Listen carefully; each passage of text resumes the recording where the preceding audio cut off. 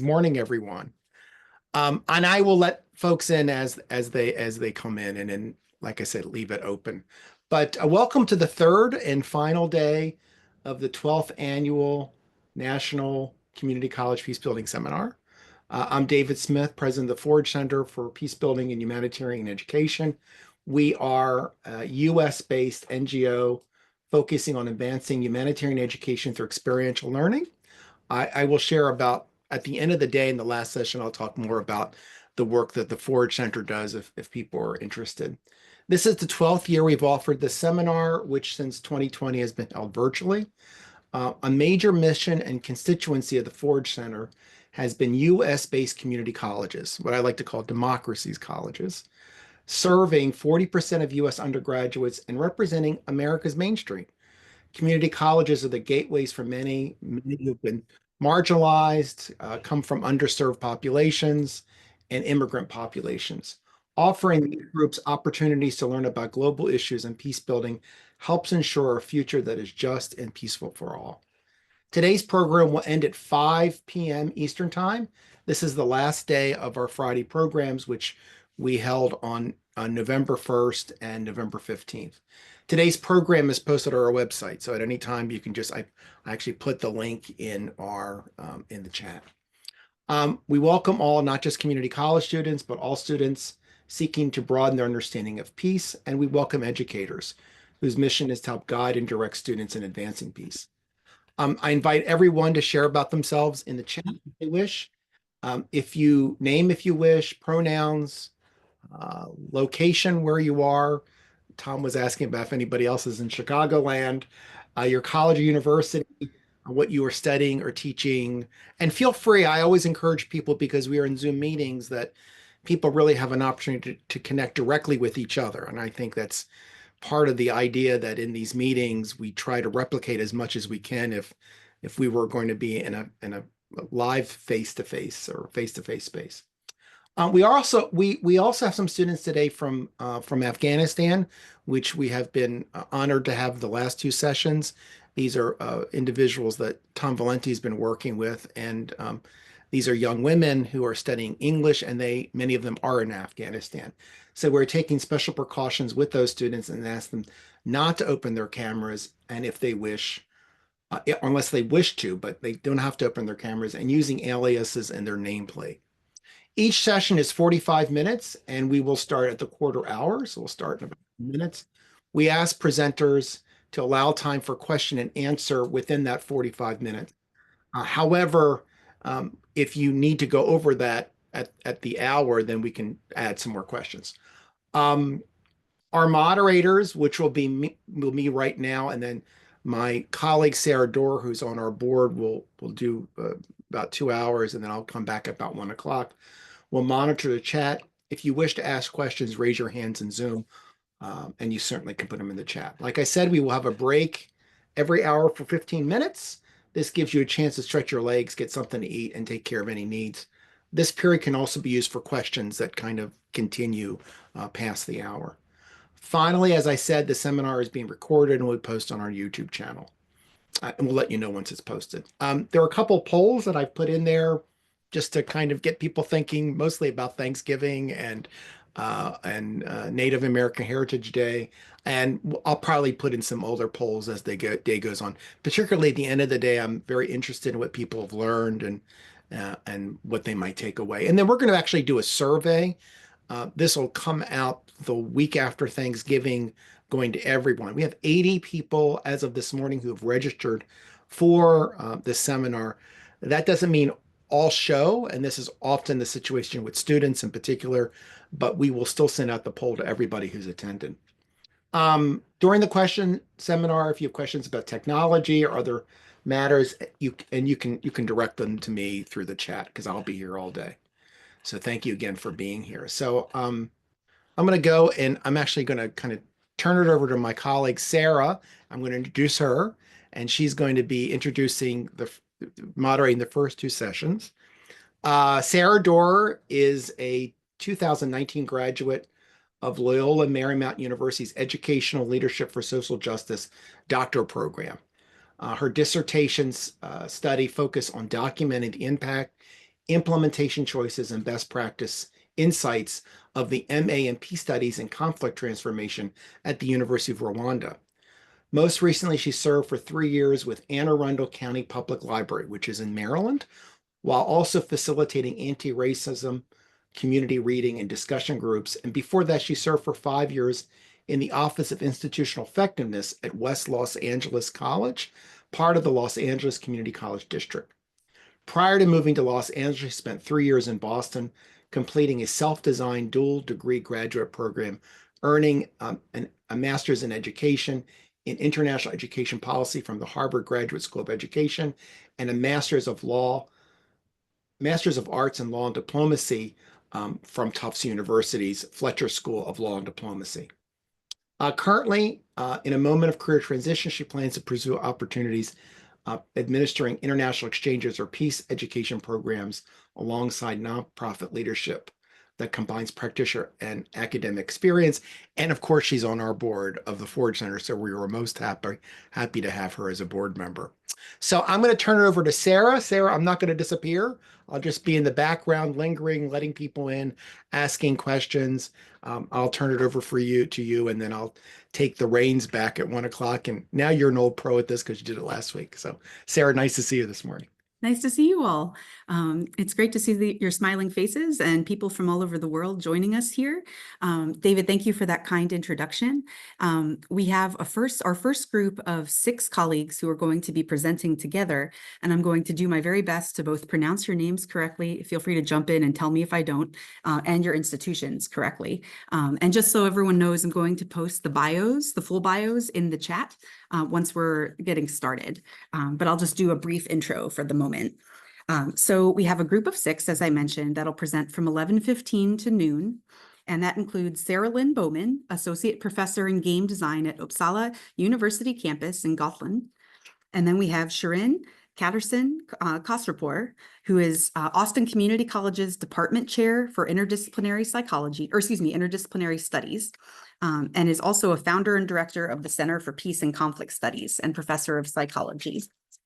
And let's see. So we also have Philipp Freyer, who is the project coordinator and doctoral student at the University of Göttingen, specializing in the field of virtual exchange and global citizenship education. Next, as part of the presenting team, we have Carole Fuller, who is a lecturer and professional learning facilitator at the University of Groningen in the Netherlands. And then we have Kjell Hedgard Hugaas, who is a Northern Norwegian game designer, organizer, writer, theorist, and even a trained actor. And finally, but last but not least, as part of the presenting team, we have Josefin Westborg, who has been a research assistant and teacher at Uppsala University's Department of Game Design, where she was a founding member of the Transformative Play Initiative with a focus on analog role-playing games. So this is a very interesting team of folks that are going to be presenting to us. And the topic they'll be presenting on is called Spreading Conflict Transformation Through Critical Virtual Exchange. So we're so lucky to have this global team joining us today. And with that, I'll pass the mic to our team of 6. Thank you so much, everyone. Dear Sarah, may I say one small word? I didn't know that I would be able to be here today. My name is Alexandra Schreiber. I'm also with Göttingen University, like Philipp, and I'm super happy to join the presentation today and the wonderful colleagues from the Rocket Project.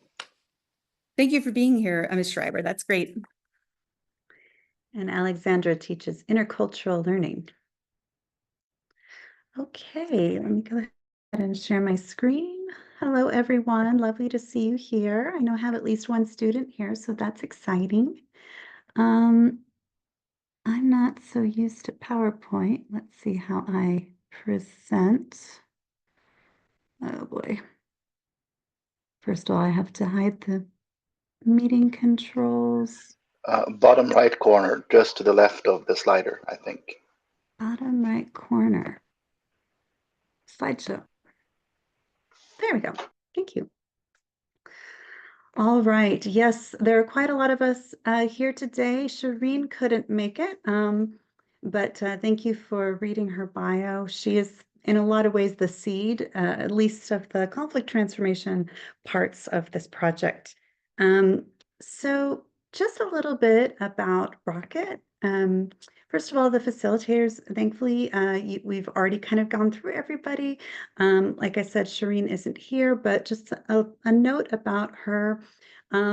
I think David is one of the people that actually got her into peace studies, but she got really excited about peace and conflict studies. I want to say maybe 12 years ago or so. Does that sound right to you, David?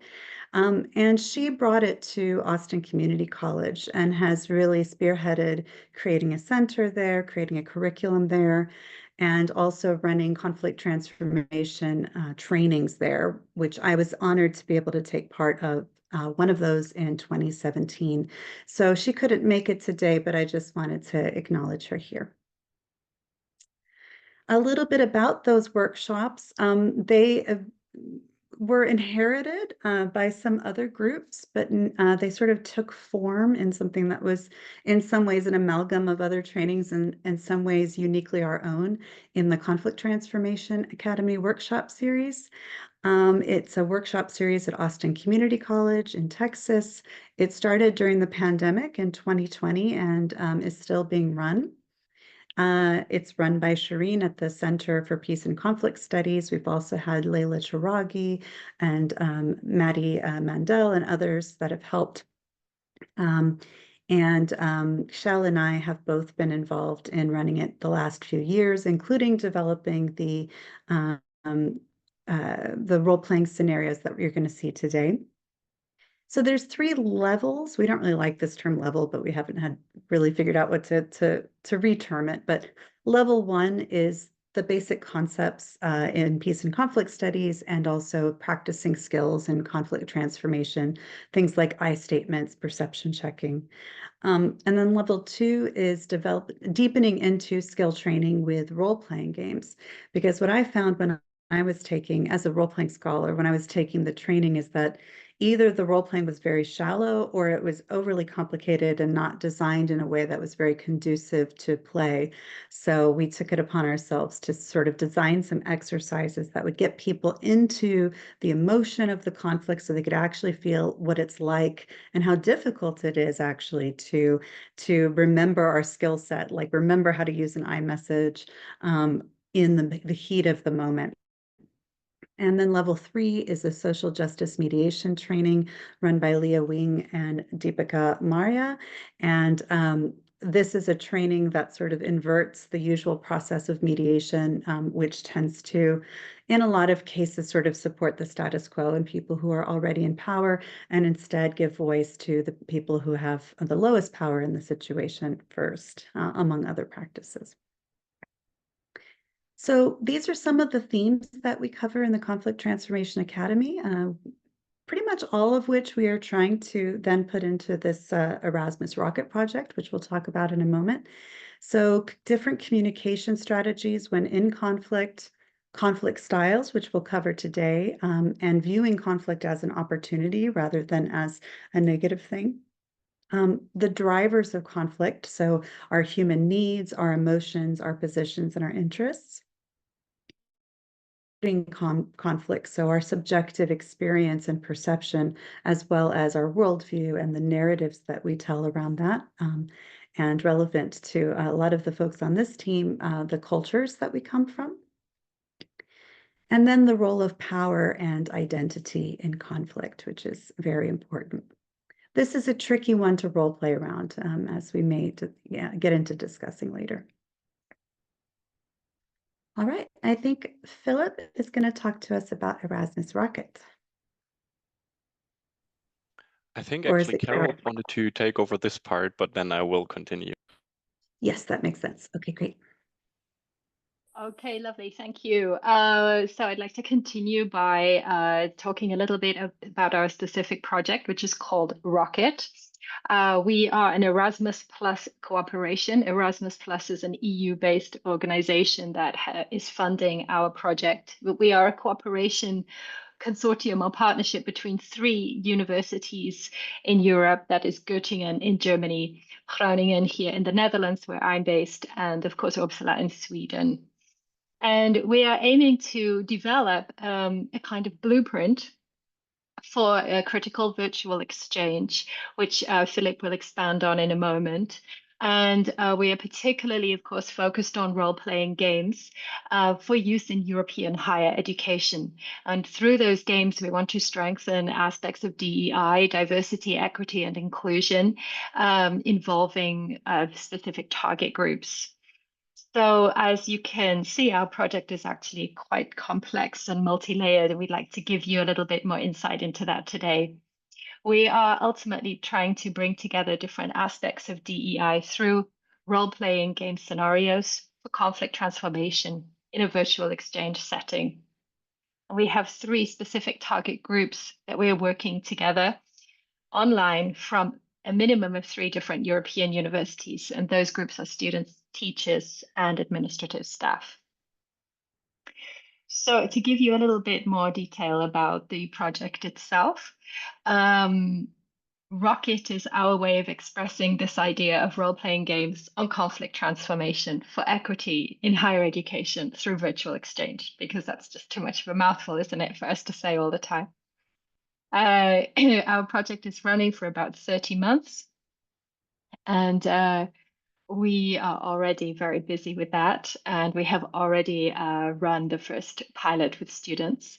We received 400,000 euros in funding from the EU Erasmus Plus funding unit, and you can see that we have 3 priorities related to the funding, the primary one being inclusion and diversity. So our project is aiming to raise awareness for those aspects in European higher education. But secondary to that, we have a focus on innovative design. So we are attempting to bring something new to this sphere. And we're doing that by combining these elements of virtual exchange, role-playing games, and socio-emotional learning with conflict transformation. And we are also focused on strengthening our networks and utilizing a European higher education network of Europeans, universities, particularly the Enlight network, which is a network of 10 European universities. So I've used the word critical virtual exchange a lot, and my colleague Philipp is an expert on this, and he can give us a bit more detail about what that means.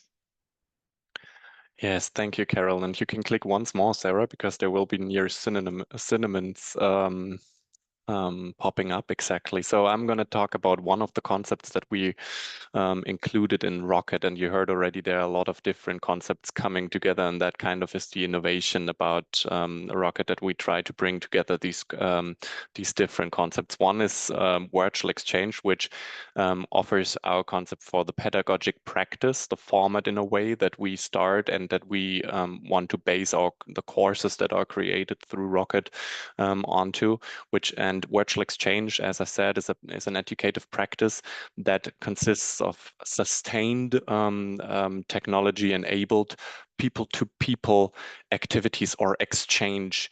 It brings together, so in other words, it brings together students, lecturers, people from different geographical parts of the world or the country in a sustained manner. And one key element is leading students towards reflection, towards jointly collaborating in teams, in groups, and learning through dialogue and learning through this constructive communication, building something together. And this is kind of the principle, the theory behind virtual exchange. There are different words for virtual exchange that some of you might have heard before. One term is collaborative online international learning, so in short, COIL, which is often used, and it's a near synonym for virtual exchange, but there are also other terms that I'm not going to read out aloud now. But so this kind of a complex one, but virtual exchange often is used as the umbrella term for this kind of practice. You can move on to the next slide, Sarah. And with virtual exchange, and since Carole already introduced, one key or major aspect of the Rocket project is raising awareness around issues on diversity, equity, inclusion. And virtual exchange as a practice, as a pedagogic practice, is not always inclusive, inherently inclusive.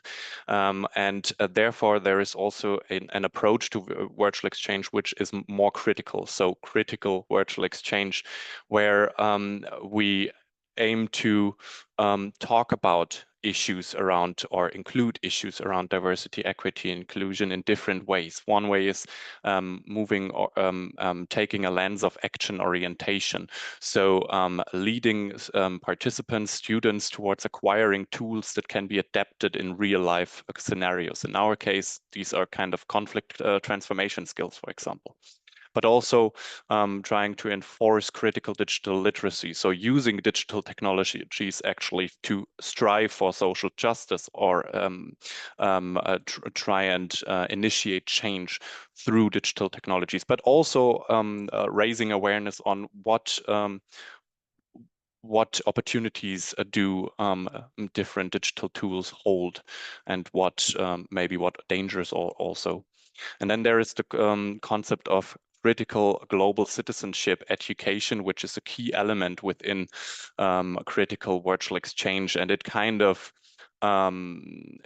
translates or keeps the notions of power, voice, and difference at its core. It involves the systemic development of critical inquiry or engagement, reflexity, and kind of relearning for students or participants. And it is always grounded in real world, real life issues, which then brings us back to the action orientation, of course, as well. And lastly, and this also is kind of connected to the other issues in this critical virtual exchange, it is important to always reflect, always have a stance of critical reflections and address existing hegemonies that might also influence the virtual exchange experience. And this could also be pre-requirements such as the language of instruction that is used, the literature that is being used for the courses, but also the technology as a medium in a way, but also cultural aspects. And this, and then the question arises in our critical virtual exchange, how can we kind of lead students to an embodied experience? How can we lead students towards having an intercultural exchange and learning and raising their awareness around issues of diversity, equity, inclusion, and conflict transformation in a respectful and inclusive manner? And that is also where, as I said, conflict transformation, but also role-playing games then comes really into place. And this is where I lead over to our next person on the project team, continuing here.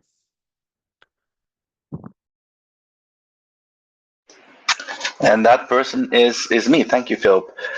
Yes, and the question is, how do you get people to role play, especially if they're grown-ups?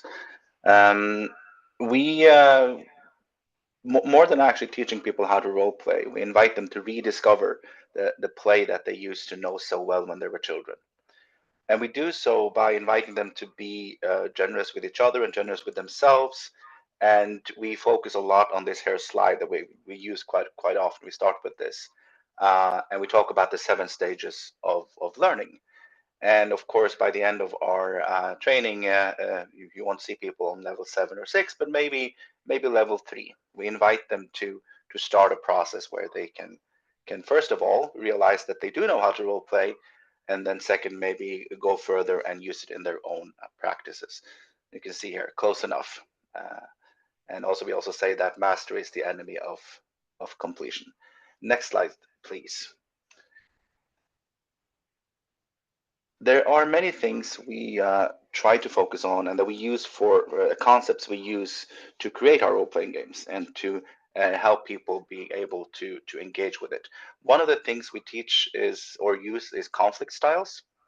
And for those, I might be preaching to the choir here with this audience, but the conflict styles just represent strong tendencies we each have when dealing with conflict.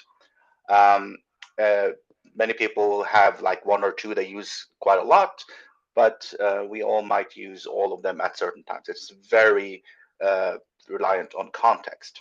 Now, the way we structure conflict styles is that we have two different spectrums here. We have a concern for relationship, meaning that if I'm in a conflict, I care more about the relationship with the person I'm in a conflict with, and so I will prioritize maintaining the relationship.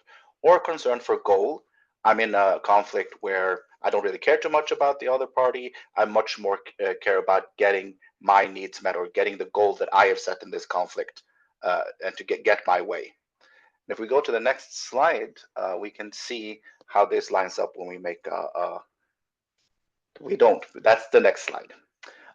Very important to talk because I said people might have one or two they use more. This also changes in times of calm and times of storm. Times of calm is when we can sit down, we're very relaxed, we're home, we don't have any sort of adrenaline happening, and then we can engage with conflicts that we're part of in one way. But then we have times of storm. Maybe the conflict is flaring up, or maybe there's other stuff that affects us, so that we don't have time to sit down and cognitively think about how we want to approach this conflict. Quite often, people have two different dominant conflict styles, one in calm and one in storm, but not always. And also, we see that over time, people might actually train themselves to also have the same type of preferred conflict style in terms of times of storm as they do in times of calm. The important thing about conflict styles, I would say, is that learning about them not only makes it so that we have a better understanding of how we show up ourselves in conflict, but it also provides us more tools and to consider, maybe I should try to focus on approaching this specific conflict in this specific context with a different conflict style, one that I maybe don't use that often. And now on the next slide, hopefully, yes, here we go. We try to visualize it a little bit better here in this graph. You can see on the left side, sorry, you have concern for goal on the x-axis, and then you have concern for relationship on the y-axis. And from this, we get 5 different main types of conflict styles. Upper left corner, high concern for goal, low concern for relationship. That is what we call a competing conflict style. Here it's visualized with the use of a fire, and in this metaphor, fire just burns up everything in order to get its way. Bottom left, we have low concern for goal and low concern for relationship, which means we have a conflict style where we just try to avoid. We all know about that. Like on the internet, for instance, it's called ghosting when people don't answer your emails or your messages. They're just avoiding the conflict because they don't have any really, they don't have a stake in how it goes, and they also don't have a stake in your relationship. Here we have that symbolized with air, because air just keeps everything trapped inside of it and doesn't let anything out. In the middle, we have fairly middle concern for goal and middle concern for relationship, meaning that it can go either or. This is more like, it doesn't matter that much to me, but the relationship sort of has a little bit of value. And that's where we find the conflict style that is called compromising. And we all know about compromising, like I give a little bit here, I get a little bit back there. The old saying that a good deal is when everybody's a little bit dissatisfied. That is what compromise often leads to. Here we have it symbolized with water, because water kind of flows and moves, lets the boats through, and then fills in cracks and so on. Accommodating, bottom right corner, where we have a very high concern for relationship, not much concern for goal. An accommodating conflict style, you kind of give the other party their goals because you really don't care too much about that, and you also care very deeply about the relationship you have with the person you're in conflict with, and that leads to being accommodating. Here we have that symbolized with earth. Earth creates the foundation from which others can get their needs met. And then top right corner, we have what is called collaborating. High concern for goal and high concern for relationship. Now, this sounds a little bit utopian. How can we possibly do that? Collaborating as a conflict style is more asking question, inviting if there's other ways we can think about this. It's usually maybe referred to as a win-win situation, where we both can get our needs met or we can get our goals, but we have to maybe think about a little bit differently how we go about it. It's here symbolized by space, because space is just a vast openness with all this potential to fill it with whatever we come up with. Now, I have to say, when I talk about collaborating, because it sounds very often that, oh, well, this is the ideal conflict style. And in many examples, it will be. Personally, I think this is something that can be used a lot more than it is. But none of these conflict styles is inherently more or better than the other. There are, for instance, conflicts that I can find myself in where being competing is the right thing to do. It could be that the other party is not open for anything other than competing, and I will, for instance, if I advocate on behalf of someone else, then a competing style to get their needs met might be the right in that context. Next slide, please. Yes. So, as I said, none is inherently better than the other, and all of them have potential downsides. Competing, very clearly, can risk damaging relationships simply because we just go to get our goals met. Avoiding can leave conflicts unresolved, causing them to get worse. We all know the ghosting, when people don't answer your emails, that just really can really damage relationships. Accommodating can lead to needs going unmet. This is very important. Accommodating is also often a trauma response, or also something that can come up in power imbalances, simply because the risk of being more competitive in your style, I mean, it can have real risk and real life implications. So that can lead to your own needs going unmet, and you just go around making sure that everybody else is happy. Compromising can leave everyone feeling that they lost something. Yes, the good deal is when everybody's a little bit dissatisfied. There's a lot of truth in that, I think. And then collaborating, as we said, can take a long time. It's not always efficient or practical, because if you're going to come up with new ways of thinking about a problem or a conflict, you need to spend time envisioning what that could be. Next slide, please. And I think this is where I hand over to Sparkles, I think. Yes, so it is. So now Kjell has explained these concepts a bit, so you have an idea about it. And we then did role-playing games based on this. And we would like to share that with you today, how we work with our students with this and how we do it. And just to start you off, we wanted to show you, we have many here, but we're just gonna go through one example of how we created a character sheet based on these styles. So I'm gonna read out loud for you here, the computer. So we started out with explaining the concepts again. You believe that most challenges in life have clear winners and losers, and you are determined to never be on the losing side. Then we added in a value that the character has. You value standing up for what you believe is right. But to make the character feel more like a person, we also added a fear that affects the character. So you fear that others will ignore your needs and take advantage of you. So we did this for all characters, and we also, for some of the characters, added a little hint that could be good to think about how to play the character. So in this case, the computer, it's easy to go into like being loud and taking charge, which can be too much and a bit hard to play against for the other person.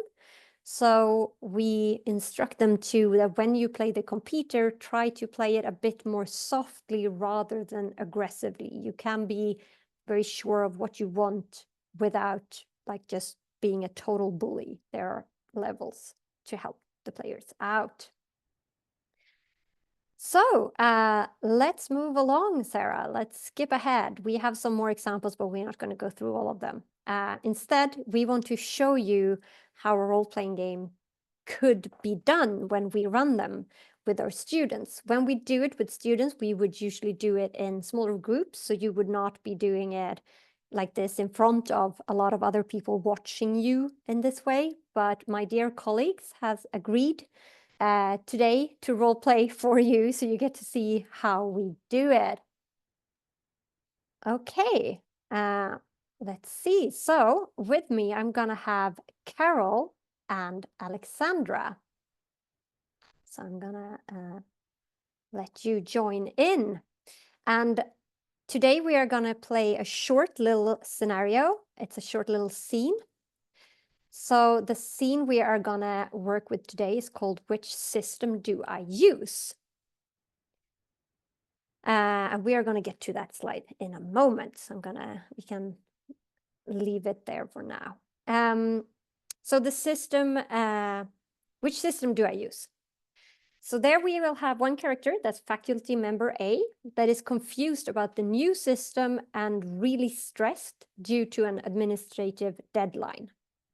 And then we have staff member B that is totally overworked. And faculty member A goes to the help desk for clarification where staff member B is working.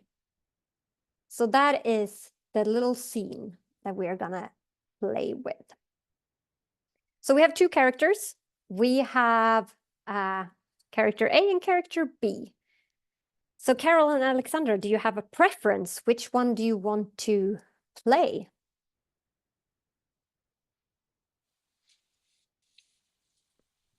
Well, should I play the person who is at the help desk? Sure, Alexandra, that's fine by me. Then I'll play A, the faculty member. Okay. Sounds good. Perfect. So if you want to, you can always opt out of the scene at any time, or even now if you feel uncomfortable doing this. So please just, in that case, let me or us know, and we will take it from there. But since this is about conflict styles, I would love for you to play this in character, but you're going to use your own conflict styles that you are used to. So I would love to hear which one is your most used conflict style. Do we want to play with sorry. most used? Let's do a run with most used first, yes. Okay, then accommodating for me. Okay, and Alexandra? And for me, it is just like Kjell was mentioning, I have like a close run-up with two conflict styles, and I would choose compromising. Okay, perfect. So in that case, I would ask you to come up with a name for your character, because you are playing a character.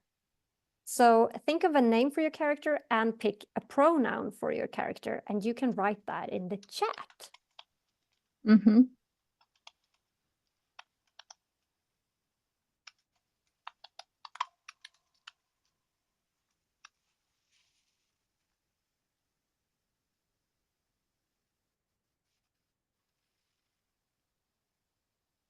Perfect. Okay, thank you. So now, Sarah, I will ask you to open that slide again. Yes, I just thought while we were role playing, it might be better if people weren't a tiny square. So we can go over I'm sorry, safety and maybe we can go over Carole, safety and did you maybe put stop. Is that okay? Yeah. Okay, so when doing these little scenes, we also have some safety rules that we work with. So me as a facilitator, I might use cut. And if I say cut, that means we cut, we stop the scene. And this I can use if I feel it's needed to during scene, but it can also be to finish off the scene. Now it's done, we're cutting here. And usually I try to do that before any type of conflict is resolved, because here we are exploring being in conflict and using a style not about solving the conflict. That's not the focus here. I could also use pause, and it's just what it sounds like. We take a pause in the scene, and then we will start again when I say start.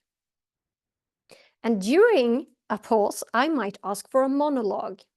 What that is kind of when you read a comic and you have like this little thought bubble on top of the character. We get an little insight into what the character is thinking about or feeling at the moment. And then I will ask you to play a monologue. And then I might use last line. That means we are about to finish up the scene, and the player who gets asked to use last line will get to say one last line, and then I will say cut and the scene is done. And you as players may at any time, if you feel you need it, use cut or pause as well. And you can, as I mentioned, always opt out. And for the play, we will try to avoid leaning too heavily on stereotypes, instead try to play them as a real person. And we are not here to solve the conflicts. Okay, do we have any questions about that from Carole or Alexandra? No, I'm ready to play. Okay, I'm here too. perfect. Let's see. So then, to get a little warm up, we are going to do what is called a hot seat. So I will ask each of you a question, and you will answer as your character to start to get into character. And this is not something that the other character will have heard. It's more for you to get into it and find the person you're playing. Okay, so I would like to know, Alice, how has your life been the last week? I'm pretty stressed, to be honest, because we have to use this new system to do all of the administrative work, and it just isn't going very well for me. I'm gonna have to ask for help, which I don't really like doing because I don't like to put other people out, and I know they're already super busy. So I'm just gonna see if somebody maybe has a little bit of time they could fit there for me, and yeah, hopefully I don't bother them too much. Okay, thank you. And Gabrielle, so how is this new implementation of a new system going? Oh, another new system. I mean, really, we've been doing this for the last 5 years, and it's again and again and again and again. And it's like, oh, what can I say? It's terrible. But it may hear that kind you of, have this. that's what happens all the time. So a bit of a stressful work situation there. Okay, thank you. Then I think we're starting to slightly get into the feel of the character. So I will now start the scene for you, and I will be here along the way. So I will play the administrative assistant that has been asked to show you the way. Okay, so let's see. You were having a meeting talking to Gabrielle. Is that correct, Alice? So let's see. I think they are just done over there in their office. So feel free to go ahead. Thank you. Hi, Gabrielle. Do you have a minute for me? Hi. Hi. You're Hi. Alice, aren't you? That's right. How's it going? We met. Yeah.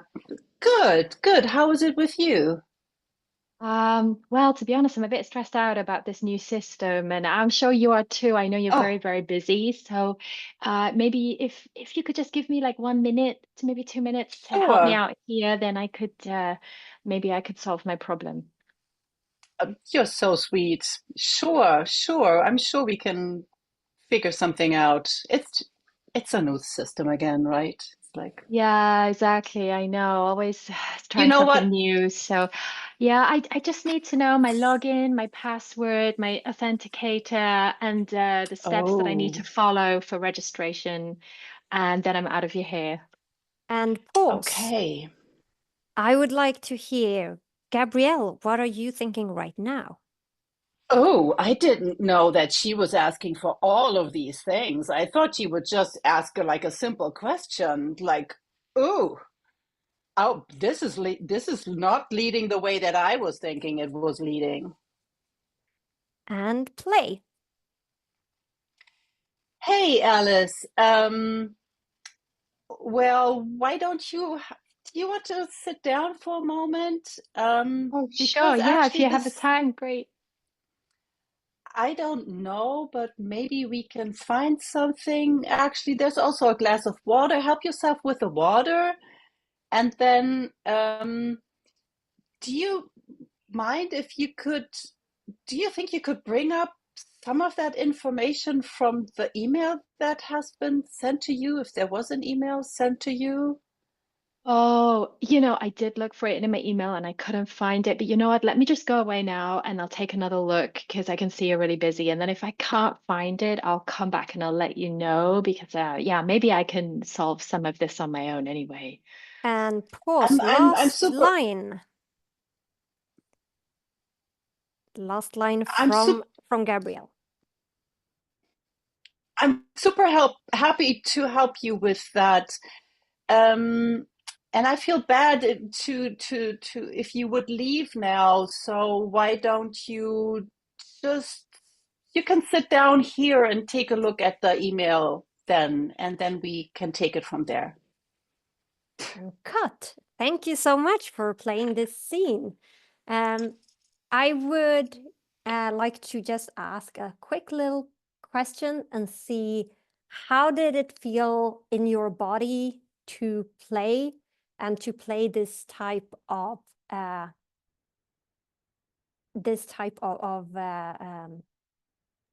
Conflict style. thank you. Poof. This type of conflict style in this scene. Carole. It actually made me feel really nervous and kind of squirrely inside, very tentative, because in this conflict style, I'm much more concerned about preserving the relationship and not uh, creating any tension than I am with solving my problem. But that creates a little bit of conflict within me because I do have a problem too. How about you, Alexandra? How did you feel?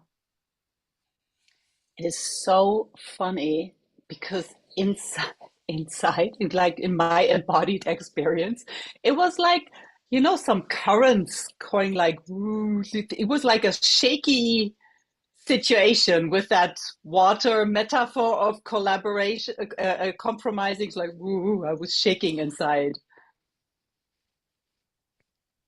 Thank you. Then what I would like for us to do is to just do this one more time quickly, but this time I would like you to play a different conflict style. I would like you to play your least used conflict style. So would you like to share what your least used conflict style is? Yes, I'm going to play avoiding. That's my mute. Mine is competing. Okay, interesting. Then let's do this again. And remember, for competing, we are not getting very loud aggressive. And also for avoiding, we are not just saying, well, I don't have time right now and mute out, because then we don't have a scene to play. So it still has to be interactable. Okay. So yes, I think we just have, yes, Gabrielle is just finished. So please go ahead in, Alice. Are you sure she's available right now? Because I could come back later. No, it's fine. Go ahead. Oh, okay, thanks. Hi, Gabrielle. Hi, Hey. Alice. Hey, I just came to talk about the new system, the new IT system. I'm hoping that you can help me. Oh, yeah. How's it going with that? Yeah, I think they're still working on it. And it's like, actually, you know what? It's not at all my field. It's just, I don't know why people are coming. I mean, it's nice to see you. It's like always good to see you, Alice, but it's definitely not my cup of tea. I don't know why people Oh, are I coming see. here.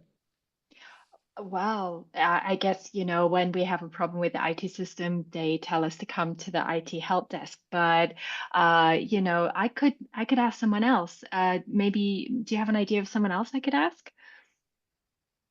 Well, actually, I'm the expert, so um, I can, you know what? I will probably be able to find a colleague who is assigned to do this kind of task.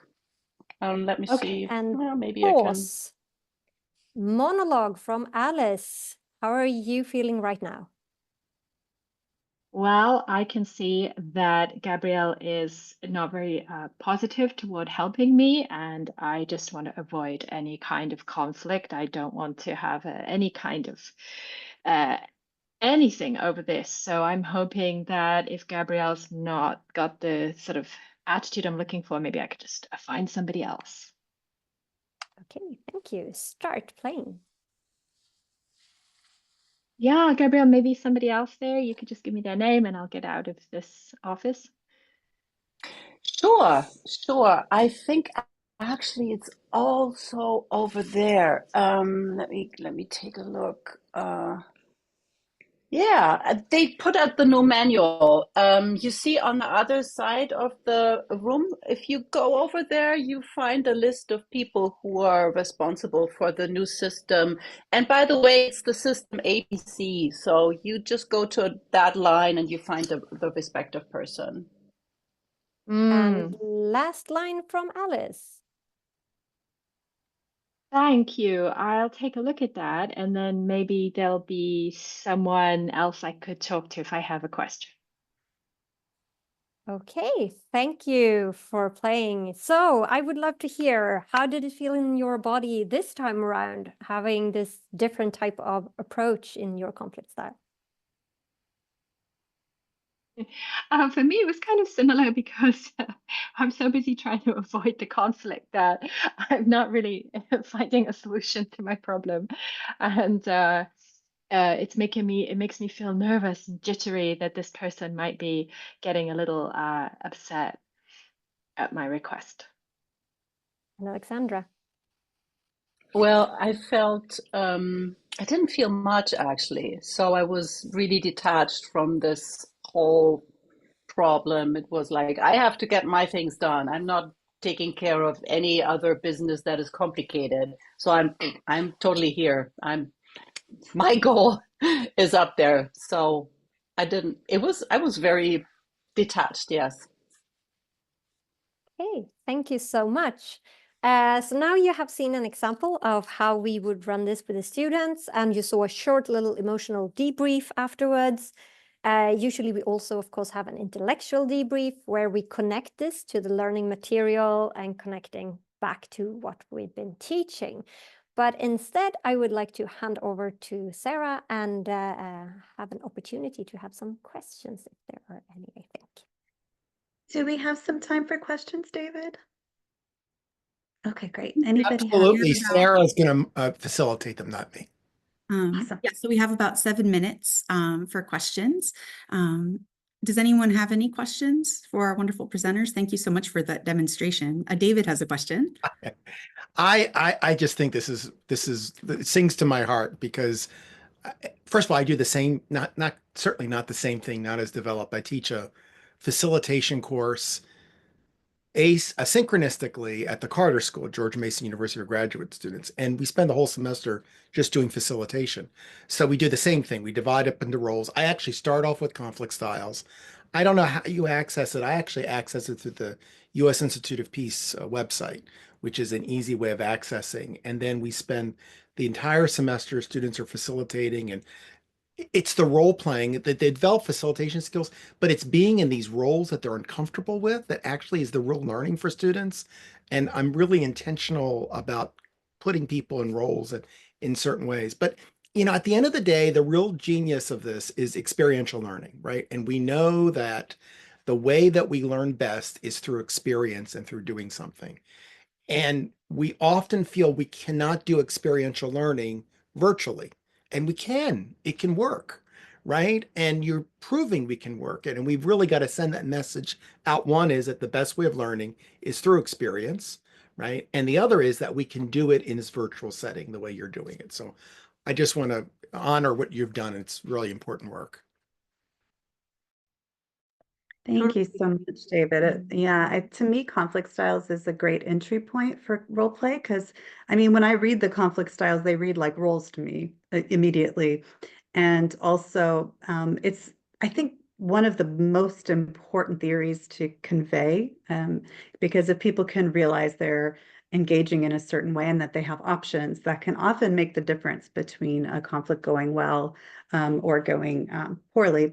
To answer your question about how we access the conflict styles, I had to do a whole bunch of research because we are creating OER material, so we can't use anything that is copyrighted or trademarked by other people, which means it makes it very complicated. And that's why we created our element style, because I haven't seen that anywhere else.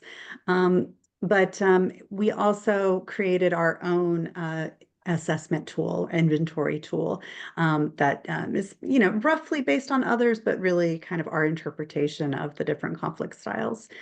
So it's an amalgam of lots of different things, I think, but we use calm and storm as part of the assessment. So we use the Craybill along with the Thomas Kilman. Thank you so much, David. And I saw that Julio also had a question. Yeah, my question is like, how do you train the students? How you give them the styles, and how do you teach them? Again, they have to role play, but how do you teach them? What are the structure of each different style? How they can use them? So the first thing we do is we have them do an asynchronous module where they learn about the conflict styles, and I think we have a discussion forum. Is that right, Alexandra and Carole? I think we have a discussion forum for them first. So they're already sort of engaging with the material. And then we bring them into a synchronous thing that is basically what you just saw. And then after that, they get to try it out themselves. The first time we ran this, we actually just did the demo. Because we weren't sure if people were going to be ready, because there's several sessions. We weren't sure if they were going to be ready in the first session, and some of them were very grateful for that, but others said, I would have loved to have tried. So, trying to find that, because throwing them right into role play when they've just met each other is pretty tricky. So it is sort of a balancing act. Hopefully they have some familiarity with each other, but then again, not all of them had taken part in the asynchronous activity because it wasn't technically mandatory. So yeah. Does that answer your question? Yeah. Does anyone else have a question for our wonderful group of presenters? You can use the raise hand function or just unmute, whatever you prefer. If not, I may have a good one. So I did want to ask you all if you could address whether so you mentioned those 7 stages of learning, and I wonder how do you get people past sort of the awkward engagement, I think that was what it was called, stage, like how do you get them past the resistance to engaging in role play, since I think you're absolutely right that some adults, this might be something that they don't do very often, but something that could help them almost regulate their nervous systems as they practice, doing these different conflict styles and engaging with other conflict styles too. So just how do you engage with resistance to being in role play mode? Does anyone else want to jump in on this one? I can jump in a little and then you can take over, and then Carole can take over also. I would say, doing first, just having them have this discussion between each other, getting to know each other, creating a bit of safety in the group is important. But also the fact that you're doing it in smaller groups is very important, and not having them feeling that they're watched, that it's a performance, because that's usually what a lot of people associate with role-playing games. It's actually more theater than role-playing games, and that's where the stress comes from of being judged of my performance, which is not the purpose here. I would also say it helps that it's a very specific topic and that we have contextualized so they can see why it would be useful. Mm-hmm. And just having that slide at the start saying like, yes, we know it's awkward. Like I've been doing this professionally for over 20 years. It's still awkward when you start. Like that comes with it, and then it eases up a little bit also during the scene, and you will get into it. So just stay with that and allow that to happen. And I would say that in itself makes most people open up to at least trying, because they know that, okay, if it's awkward for you also, it's okay that it's awkward for me. Mm-hmm. I just want to add to that yes, you will always find somebody who's a little bit resistant to it, but I've actually through all my years never really gotten experience that I have not had people role playing. Like they get to it, and then all of a sudden it's just rediscovering stuff they kind of already knew. That being said, if you look at the 7 stages of learning, we don't get them past the awkward engagement because we don't have them for long enough. But as I said, hopefully we've made them interested enough in using role playing so that they will continue. Yeah, does that make sense? That's perfect. I thank you all so much, and I hope we can all give them give our group of presenters a wonderful, warm virtual round of applause. Thank you so much for being here. And I see that there's still some comments in the chat, but for now we're out of time. I'm going to go ahead and bring us into our break between 12 and 12:15. We'll get started again at 12:15 with our next presenters. But thank you all so much for joining us from all the different regions of Europe and the world. It was such a pleasure and such an honor to have you present at our seminar. And we hope that you'll get to stick around for some of our other presentations. Thank you all so much.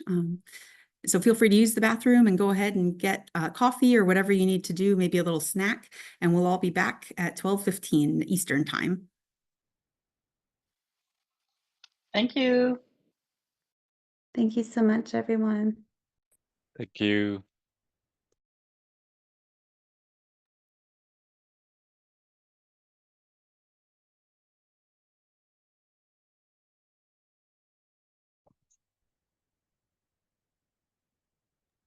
I'm still here if people still have questions over the break as well.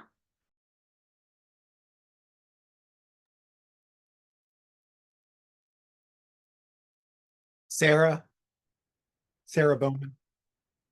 Oh, Yes. I just want to share something and put it in the chat. I remember when I started doing role playing work, and I was at the U.S. Institute of Peace, and one of the first things that I did, I did something at Northern Virginia Community College, and I had a role playing exercise where students played Israelis and Palestinians, and I had a student who was a Palestinian student who would not play an Israeli. She would not under any circumstances. And it was an awkward situation for me. I let her sit out. But it was resistance that I didn't experience. Now that I've done this for 20 years or so, I recognize why, and I recognize how to make roles in such a way that maybe people won't be so resisting of it. But this does happen sometimes. Students won't, I will not play that role, right? Kind of a thing. So yeah, and we actually sure you knew I was here, so it's okay for me. I'm interested in the topic. Do you mind? Oh yeah, please, Tom, stick around. Yeah. Absolutely, yeah. What I was going to say is that this is something we're really struggling with the project. We of course have this focus on DEI and culture, but we also don't want stereotypical depictions or people being uncomfortable occupying subjectivities that they don't want to identify with, so this is a really tricky, or some students really don't enjoy playing a power position over others, for example. So there's a lot going on there that makes it tricky. And we tried to work some pop culture examples because we thought it might have a little bit more distance, like Eurovision members, and things like that. Like, oh, your manager is trying to tell you that you can't, you have to sing in English instead of your national language and all of that. But it still was really tricky, especially when we started working in, things around homophobia or any other number of things. So we are actually backing away and going back to the original sort of, campus type experiences that people might have. And so that way they can use the hot seat to bring in their own subjectivity if they want to, but we're not directly playing with that content. And we've had some feedback that maybe we're missing an opportunity here, but just as somebody who studies this as well, understanding like how badly it can go when you put people into those situations. And there's been some, feedback towards reacting to the past that's been quite negative. I don't know if you're familiar with reacting, but they run role plays for like hundreds of students across the US, every semester. Like they're all over the place. And they had a really famous one, I think it's called Frederick Douglass, but where, some of the students are asked to play slave owners. And there was a big escalation on campus around that particular scenario. So it's really made them rethink some of these older approaches, which yes, can build empathy and perspective taking, but maybe have ethical implications that need to be considered, Yeah. Was there something you wanted to add, Tom? Well, no, I struggle with this too. At Northwestern, they just rewrote some of the scenarios in our mediation course to take out some areas of conflict. There was a faculty student one, and the student had an accent. It was a public speaking course, and so now they made it a completely different problem. And I wonder, I think, Sarah, you said it, are we missing opportunities sometimes as a result of cleansing conflicts to make them sterile of idiosyncrasies, stereotypes, or things like that, whether it's accent, nationality, or that. And I'm on one side of that discussion. I think we need to help students deal with those kinds of conflicts and not present a very sterile set of conflicts and tell them, well, now you can be a mediator because you managed all these sterile conflicts. So curious of other people's views on that. The problem is that, oh, go ahead. Could I jump in for a minute? Yeah, Sarah, and here, Carole. Hi. Hi, yeah, I'm still here because it's super interesting for me too. But I definitely a newbie to this, so I don't have a strong background in role-playing games or conflict transformation. So forgive me, but maybe that perspective is interesting just as a classroom teacher. So I really resonated with what my colleagues were saying earlier about needing to build a safe space. So the question about how do you get your students to do this and overcome resistance, it really is about time. It takes time. And we went step by step with the students just to get them open to the idea of doing it, and also doing a lot of demos so that they could see me, their teacher, who was not used to doing this and not so comfortable doing it, putting myself in that role too. And I think it speaks a little bit to the same topic that you're mentioning now. If we want our students to be engaging with more difficult and more sensitive issues and roles, that would take time to build up that trust with them. I always wish, of course, that we had more time, don't we all, with our students? I see Kjell raised his hand the old analog way. You want to jump in, Kjell? I'm old and analog. I'll take that.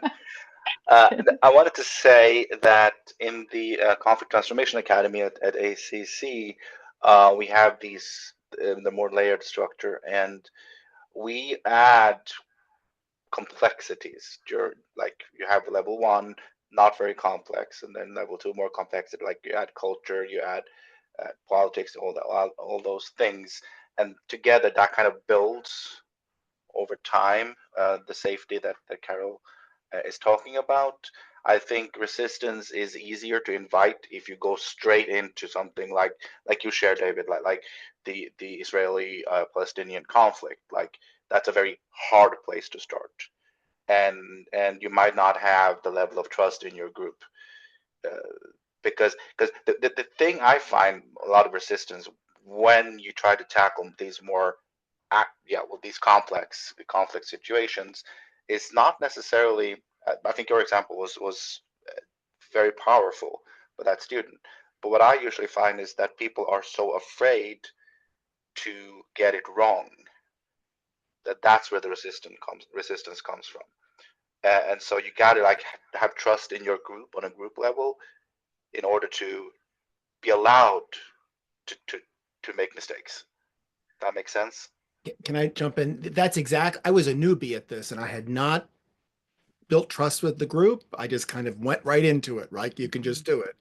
And I've learned now, like in the class that I have now, we don't start role playing until 3 weeks into the semester. And we're doing we're talking about empathy and mindfulness and building trust within a group and so forth. And we're doing some other exercises that build trust. And I am very gentle kind of getting students into that. But you're exactly right that you just can't jump into that. You've got to have this rapport, students with each other. And like in this semester, in my class this semester, I had a number of queer students. I had a lot of immigrant students. I had students who they often are suspicious about trust. That's not the right word, but they've got to be really trustful to go into an environment and share about themselves. And I'm sure you've probably seen that. Yeah, and I just wanted to bring to your attention, I mean, as you probably know, those of you who do this work, harm can be done through role playing, even though it's play, right? And what might feel playful for one person might feel like harm to another. So it is quite tricky when it's risky, let's just put it that way, when you're playing directly with identities. One way that you can get around that is to use a fantasy scenario, for example. It's like, oh, the Mars versus the Venus people, right? And that gives it just a little bit of distance. I mean, that's gendered, so that's problematic probably, but maybe the Jupiter versus the Saturn people or whatever. And that little bit of distance can still be really emotionally potent, and people might bring in their own experience to that, but it might make it less fraught. I just wanted to give some space to my student, Gabrielle, who had some comments that she, I think is the pronouns, wanted to share. Yes, hi. So my name is Gabrielle Rush. I'm in Professor Bowman's Give Peace a Chance Humanities course at ACC. One of the things I was sharing in the chat was how what I've learned from the presentation and from the course that I've been taking this semester is how interpersonal relationships can really also benefit from using conflict resolution. I've worked in nonprofit for about 6 years now with kids in care and homeless youth. One of the things that I've learned essentially is that it's important the way that you bring up conflict, especially for those who are relatively young and maybe don't have the emotional intelligence. So it was very interesting to see how this is something that can really relate to like all aspects, like work, home, and stuff. I think I'm pretty okay with managing my personal relationships, like friends and family, but I don't know, something about working with conflict on like a global scale and like with like issues with like war and stuff, that there'd be a different sort of skill set. So it's been so interesting to see like, yeah, no, this is for any and every aspect of humanity. Thank you so much for sharing and for the important work that you do. And you bring up a really good point. I think we've talked about before, David, like depending on the different program, some are very focused on like international affairs and some are focused more on like national or regional. We really focus mostly on interpersonal at the Peace and Conflict Studies Center, mainly because we want people to first start with themselves and then maybe think about their close relationships and then hopefully get to where Gabrielle is now, seeing that on the larger scale. So that's a really great insight. And thank you for that important work you do. Something, if you don't mind, Sarah, Camila is online, and I think Camila is, and she's hearing us now. And I just came to know her recently, and she happens to have been a rarity in Afghanistan. She's a guitar player, so she just commented, "You have the perfect background with the guitars." And I said, I'll tell her that. And now I just asked her that she could say it to you if you want. But Camila, do you want to turn your microphone on and say that to Sarah herself? I don't know if she will. And she's using a different name. Well, I can't take credit for the guitars, Camilla. Those are Kjell's. He collects the instruments. So he's got them all over the house. He's downstairs. But I can take credit for his backdrop because I insisted that we get that I like bookshelf. Backdrop, yeah. I'll go on mute. I don't think Camila's going to turn her mic on. Maybe can I add on to that and say, for those who don't know it yet, me and Sarah are married, and we've taught conflict transformation, nonviolent communication together for a number of years, and we take full advantage of that in our own relationship. Now, that being said, we should be really great at this at this point in time, but we also still fail, right, when we have conflicts. And that is like something we actually use sometimes in our teachings. We're like, hey, we're going to make mistakes here, but we're going to create a space where mistakes are not seen as errors, but more seen as opportunities for learning and growth. And we have several of them in our daily lives. But also having the skill set and the tools, even if we're still at the awkward stage with it, we get to say things like, pause, can we rewind and start this scene again? I'm going to try this a different way. Let me try my iMessage again. And we know we're generous with each other in those moments, even if we're upset, because we know how hard this is. So, it really is a lifelong process. I'm going to turn it over to Sarah Dorr because I think thank you for, this has been a really great conversation. Sarah, I don't know, we've been talking for the last 15 minutes, but no, I know.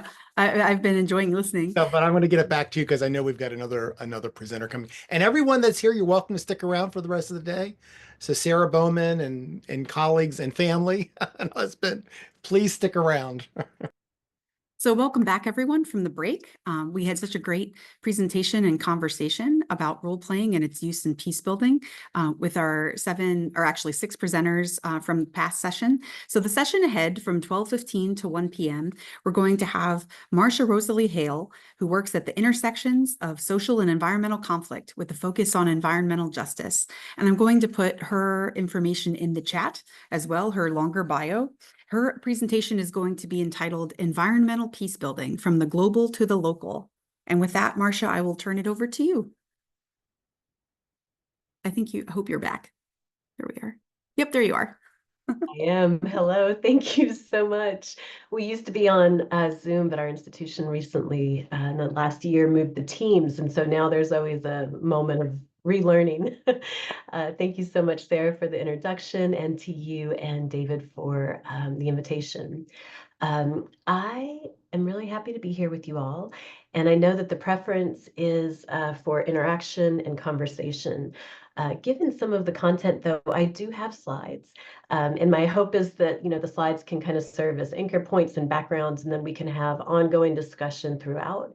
So please step in at any moment, either with voice or with chat. And I've also got some little prompts in the slides themselves. So let me just, sorry, I'm trying to remember how to share screen here. Do I have that capability, Sarah? Do you happen to know? I do. Okay. It should, yes. It should be down. There's a green arrow button, hopefully. Yes. Well, the thing that's lit up right in front of my face is always the one that I will never see. So thank you. All right.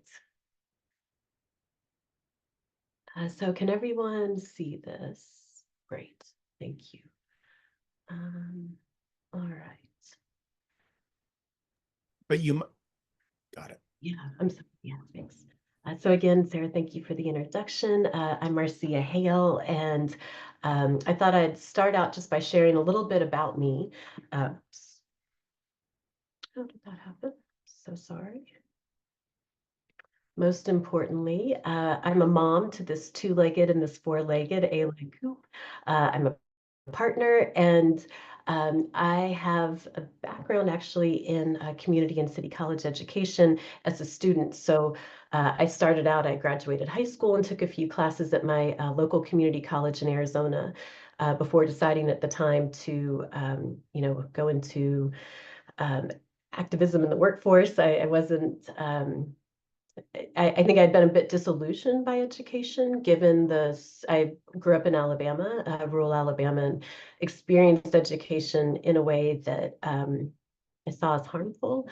And so I kind of left after high school and went out into the world, and then came back in 2006. I moved to Los Angeles and completed a year of undergraduate work at Pasadena City College, and then transferred into UCLA and spent quite a few years doing both undergraduate and graduate studies there. And now I'm in the Department of Peace and Conflict Studies at UNC Greensboro. So I'm curious just to get a bit about everyone who's in the room. I realize actually I might not be able to see. And if you wouldn't mind turning on your mics and just saying me, just so I can kind of hear the amount of folks in the room who are in graduate school currently. Okay, how about folks that want to go to graduate school? Okay. Oh, I'm going to admit someone that I just saw pop. How about folks that want to work in the nonprofit world or who already do work in the nonprofit world? Me. Me. Great. Me. Okay. Great. Thank you. How about folks that want to or already do work in the for-profit sphere? Okay. And folks that want to or already do work in education? Me. Thank you. And how about government? Okay, great. And invitation, no requirement, of course, but if folks wouldn't mind typing your dream job in the chat, and that can be for people who are already in their primary careers or, of course, students. And I'll just come back to the chat towards the end and kind of loop some of what we've explored into your future visions, if possible. Okay. So we're going to be talking today about environmental peace building and kind of grounding that first in environmental security. And so if you would just take a moment and think about those terms, and especially if you haven't come across them before, I'm curious when you hear them, what it brings up for you. If you could just kind of jot down or note somewhere how you're thinking about those terms when you read them. Environmental security, environmental peace building.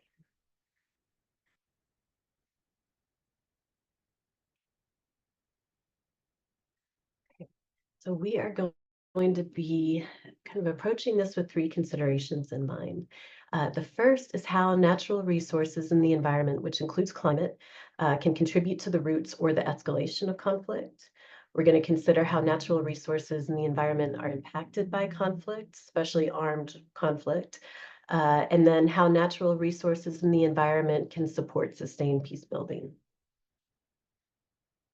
So I'll say at the outset that, there's, of course, debate and pushback to some degree around the concept of environmental security and environmental conflict, because, the question of correlation or causation, how can we say the extent to which environmental factors have contributed to armed conflict? And I just want to point out here that rarely, and I'm sure you all know from conflict analysis, rarely is there one causal factor. There's usually a multitude, and at any given moment, they can play larger or smaller roles. So often we talk about, environmental factors being the influence of a root cause. They can be threats, risks, and drivers. They can have indirect effects. They can be contributing factors to patterns of deprivation and oppression, which lead to social and political conflict. And then, of course, they can increase or elevate risks. And really importantly, I love this language, they can elevate the risk of violence being chosen among other options, right? Because whenever there is a conflict situation, we have a multitude of choices around how to engage. And violence is only one of those options. So, there are environmental conditions and issues that can increase the risk of violence being chosen as among those options.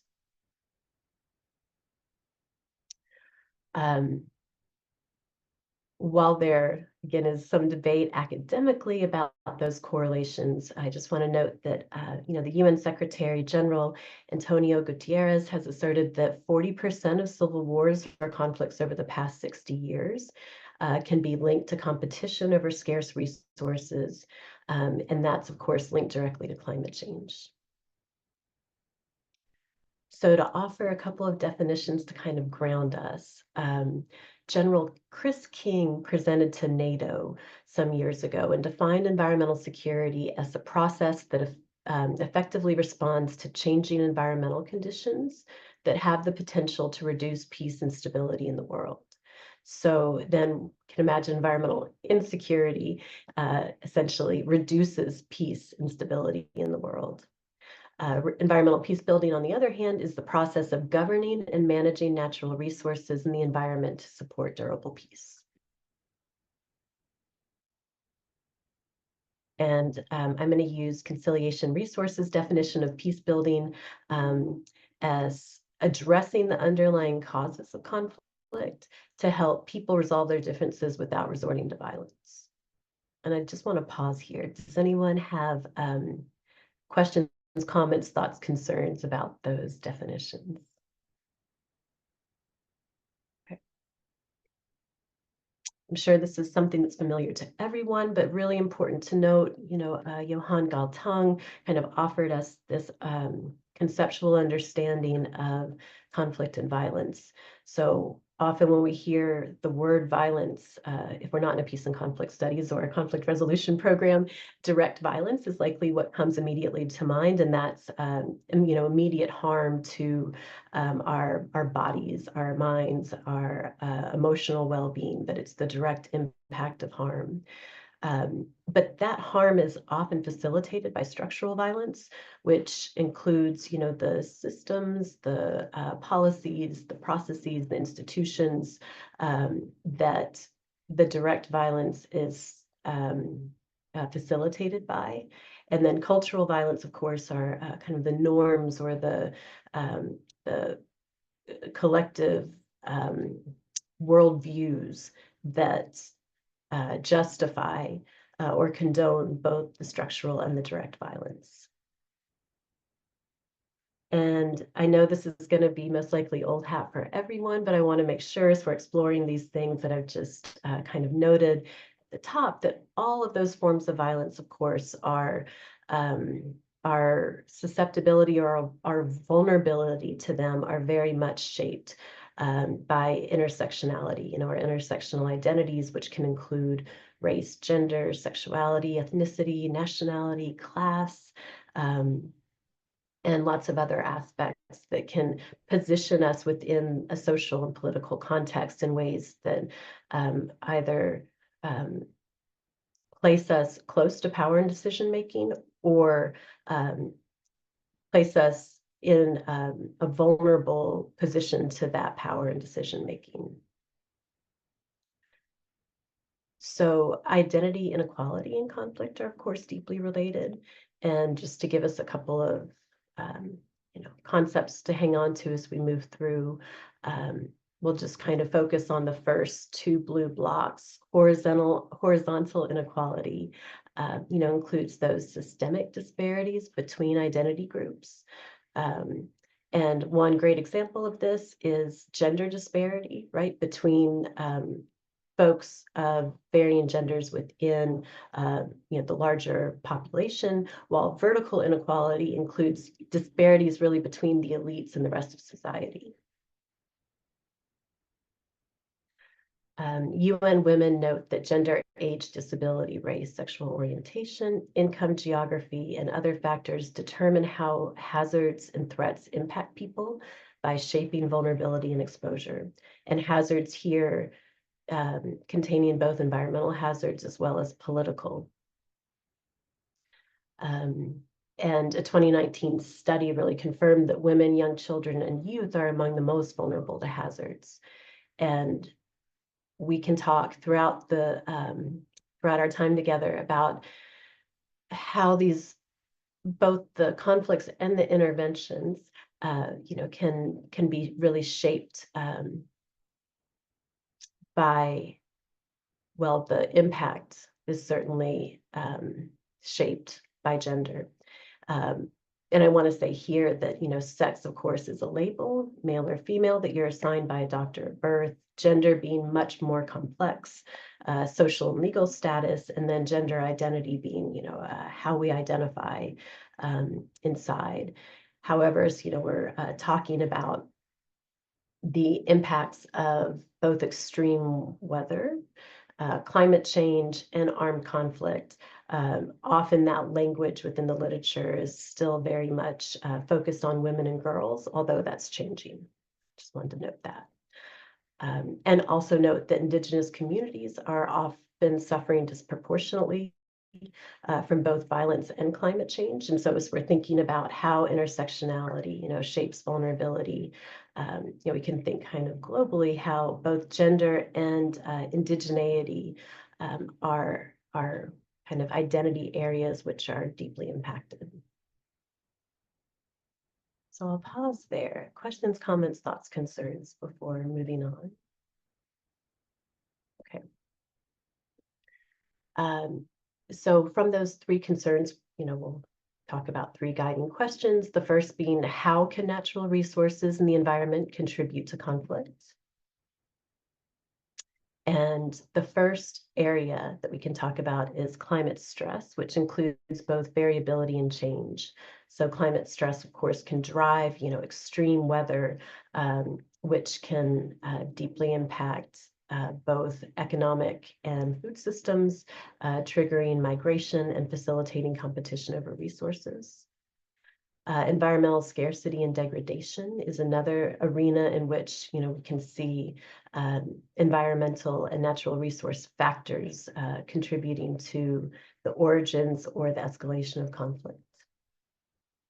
And then, of course, we have the resource curse, which is essentially the paradox through which a country that has a richness in a very high value resource, specifically oil, minerals, and gas, often is kind of overpowered by authoritarian political systems and suffers economic instability because the country often will focus all of its powers of production on that high value resource rather than diversifying. And then finally, environment can be used as a weapon of war. And a few examples of that include destroying or preventing access to resources, destroying infrastructure, including those associated with WASH, which is water, sanitation, and hygiene. A stark example also is the destruction of dams as a way to, literally kind of slash and burn or eradicate communities. And I'm curious if there are other examples that folks in the room can think of how environment or natural resources can be used or have been used as a weapon of war. And feel free just to turn on your mics. And or take notes so we can come back at the end. Okay. If you have a few ideas, please feel free to jot them down. We can come back at the end and share out a bit. Wanted to give a few examples of environment being a driver of armed conflict, environmental issues, and natural resources. So the first example is Syria, which, of course, since 2011 has seen ongoing armed conflict, and that's despite 2020 ceasefire. So for those who aren't super familiar with that background, climate change fueled extended drought conditions, and that was associated with overpumping of aquifers that especially farmers and the agricultural system were relying on, but just people, households were also relying on those aquifers for their water source. So that contributed to uprising that was part of Arab Spring.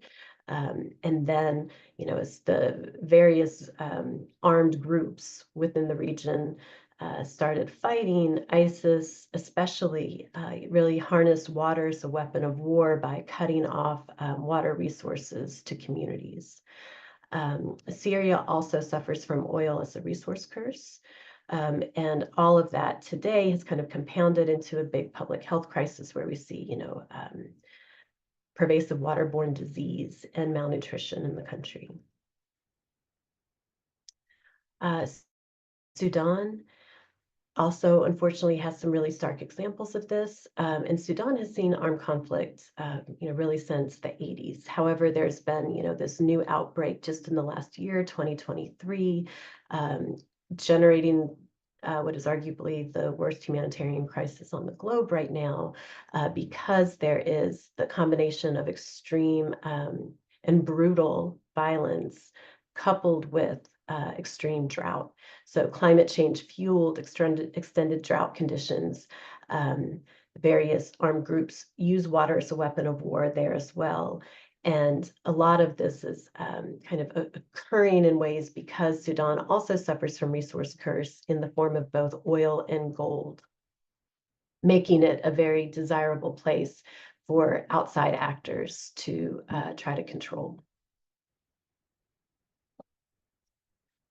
So we'll move on to the second guiding question, which is how natural resources and environment can be impacted by conflict.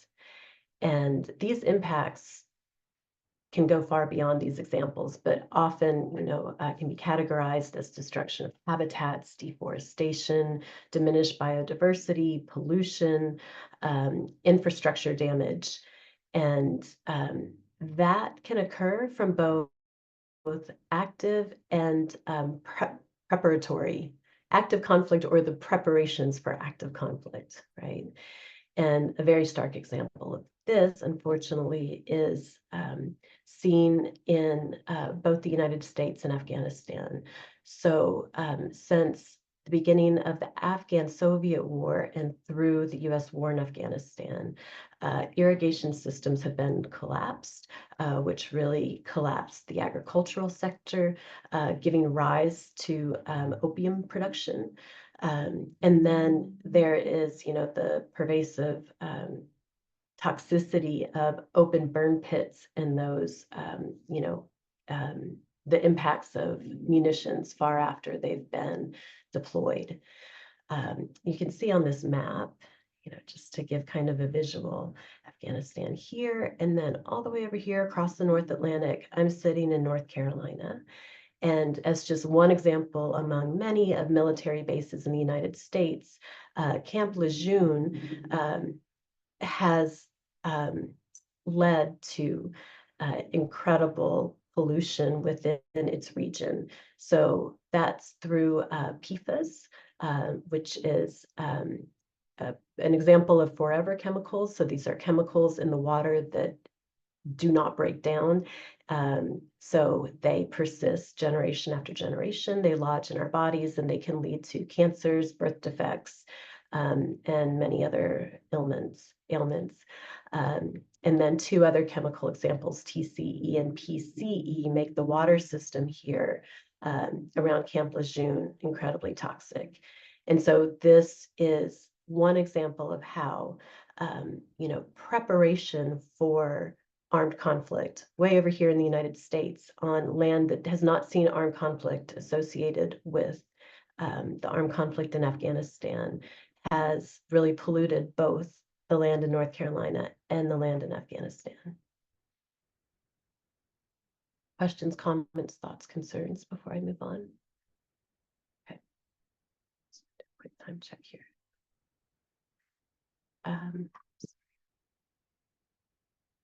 So our final consideration or question is how natural resources in the environment can support sustained peace building.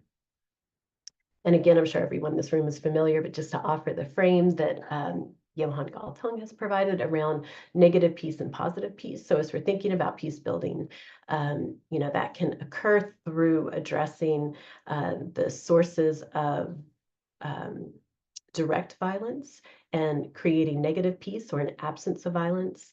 But then there's the goal, of course, always of positive peace, which is the presence of justice within structures, systems, cultures, communities. So environmental peace building can be in response to, the environmental triggers of conflict or the impacts of armed conflict. But environmental peace building can also be in response to societal conflict, climate change, and degradation and resource curse that have not necessarily escalated into armed violence. And this can work through removing the environmental dimensions of conflict. So, if there has been deforestation that has occurred, one approach to environmental peace building, might be a program to reforest and also regenerate agricultural systems, which are often linked to the degradation of forest systems. That approach to resource management can decrease the likelihood that violence will be chosen as a response and prevent relapse through those structural reforms. We're also building positive peace through cooperation and collaboration around shared interests. So that's the relational part, that relationship building. And efforts like this can influence power relations, right? So it can transform then equitable power relations, both within and between communities and through structures. And just important to note, kind of along the lines of what the UN Secretary General had mentioned, since 1946, at least 40% of all conflicts have involved disputes over natural resources. And since 2005, every major peace agreement has addressed the environment in some way, just to kind of give you a quantitative snapshot of how significant these environmental factors are in both conflict and in peace building. So 4 ways, just kind of the quick and dirty snapshot of how the management of environmental issues can support peace is through avoiding or preventing conflicts, building understanding and trust, increasing interdependence, and establishing institutions. For example, establishing institutions for the management of resources. And I wanted to give one example of something that we could categorize as an environmental peace building approach that occurred again in my backyard. So the title of this presentation is Environmental Peace Building from the Global to the Local. And one of the offerings of this conversation is really to invite the exploration of these frames and tools, both thinking about conflict at the global scale, both interstate and civil war, but also thinking about the kind of societal and structural conflicts that are happening right in our backyard. So this year, one of the most surprising hurricane events occurred when Hurricane Helene, which was expected to make big impact in Florida, actually traveled through Georgia, up and touched South Carolina, went through the tip of North Carolina. So Camp Lejeune is over here. We saw that in the earlier case study. This is roughly the path that Helene took through North Carolina. And this is an incredibly mountainous region. So it has not experienced hurricanes, and it's not prepared for hurricanes. These mountainous areas are often cut through with, small paved roads or small dirt roads that traverse very, I'm sorry, the vertical the vertical slope of these mountains is pretty extreme. And so as Helene came through and dumped tons of rainfall, it triggered massive landslides. And I mean, as you can see here in the picture on the bottom, the destruction to homes as well as roads down here to the left. And this hurricane led to over 100 deaths. And so thinking about this through the lens of environmental peace building, would kind of draw our attention to what was happening after the hurricane hit in terms of helping people to survive in the immediate aftermath and also, rebuild and create resilience. Both efforts of which have been challenged because, there was incredible misinformation spreading throughout these communities. People were distrustful of FEMA, which is our federal emergency management unit that goes in and provides housing and medical resources. And folks were resisting their entrance into their communities because they were misinformed, and there was talk about how FEMA was going to come over and essentially try to take Chimney Rock village, of an area that was pretty much completely destroyed by the hurricane. There was a lot of conversation about how relief units were only really focused on neighborhoods and communities that they knew to have certain political leanings and not others. And so many efforts happen, many interventions happen that could be seen as environmental peace building along the lines of, just communication, education. So people from the area who could speak local language, going out and talking to friends and neighbors and clarifying the situation.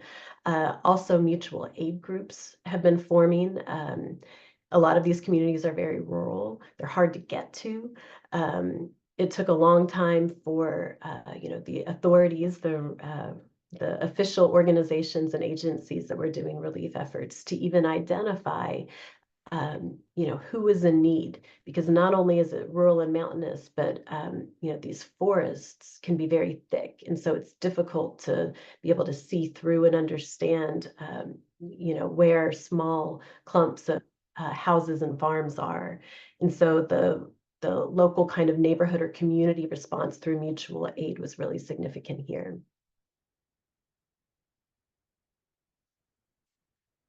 And so I'm going to stop the PowerPoint there and open it up a bit. I'm curious, as you think about the different ways that environmental peace building was framed here in this presentation, are there conflicts and or peace building efforts that are happening in your community or your neighborhood that could be framed as environmental peace building efforts? And feel free to either type those in the chat or turn on your mics and have a conversation, either one.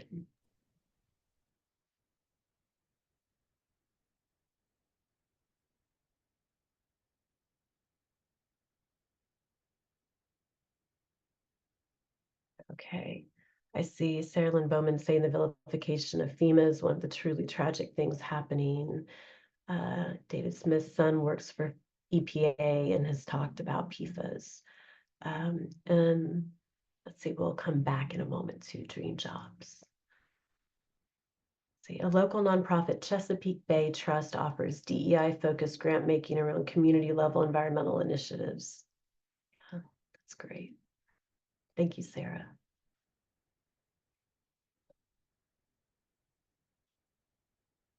Anybody else think of an environmental conflict or peace building effort that you are aware of that's happening in your neighborhood, your community?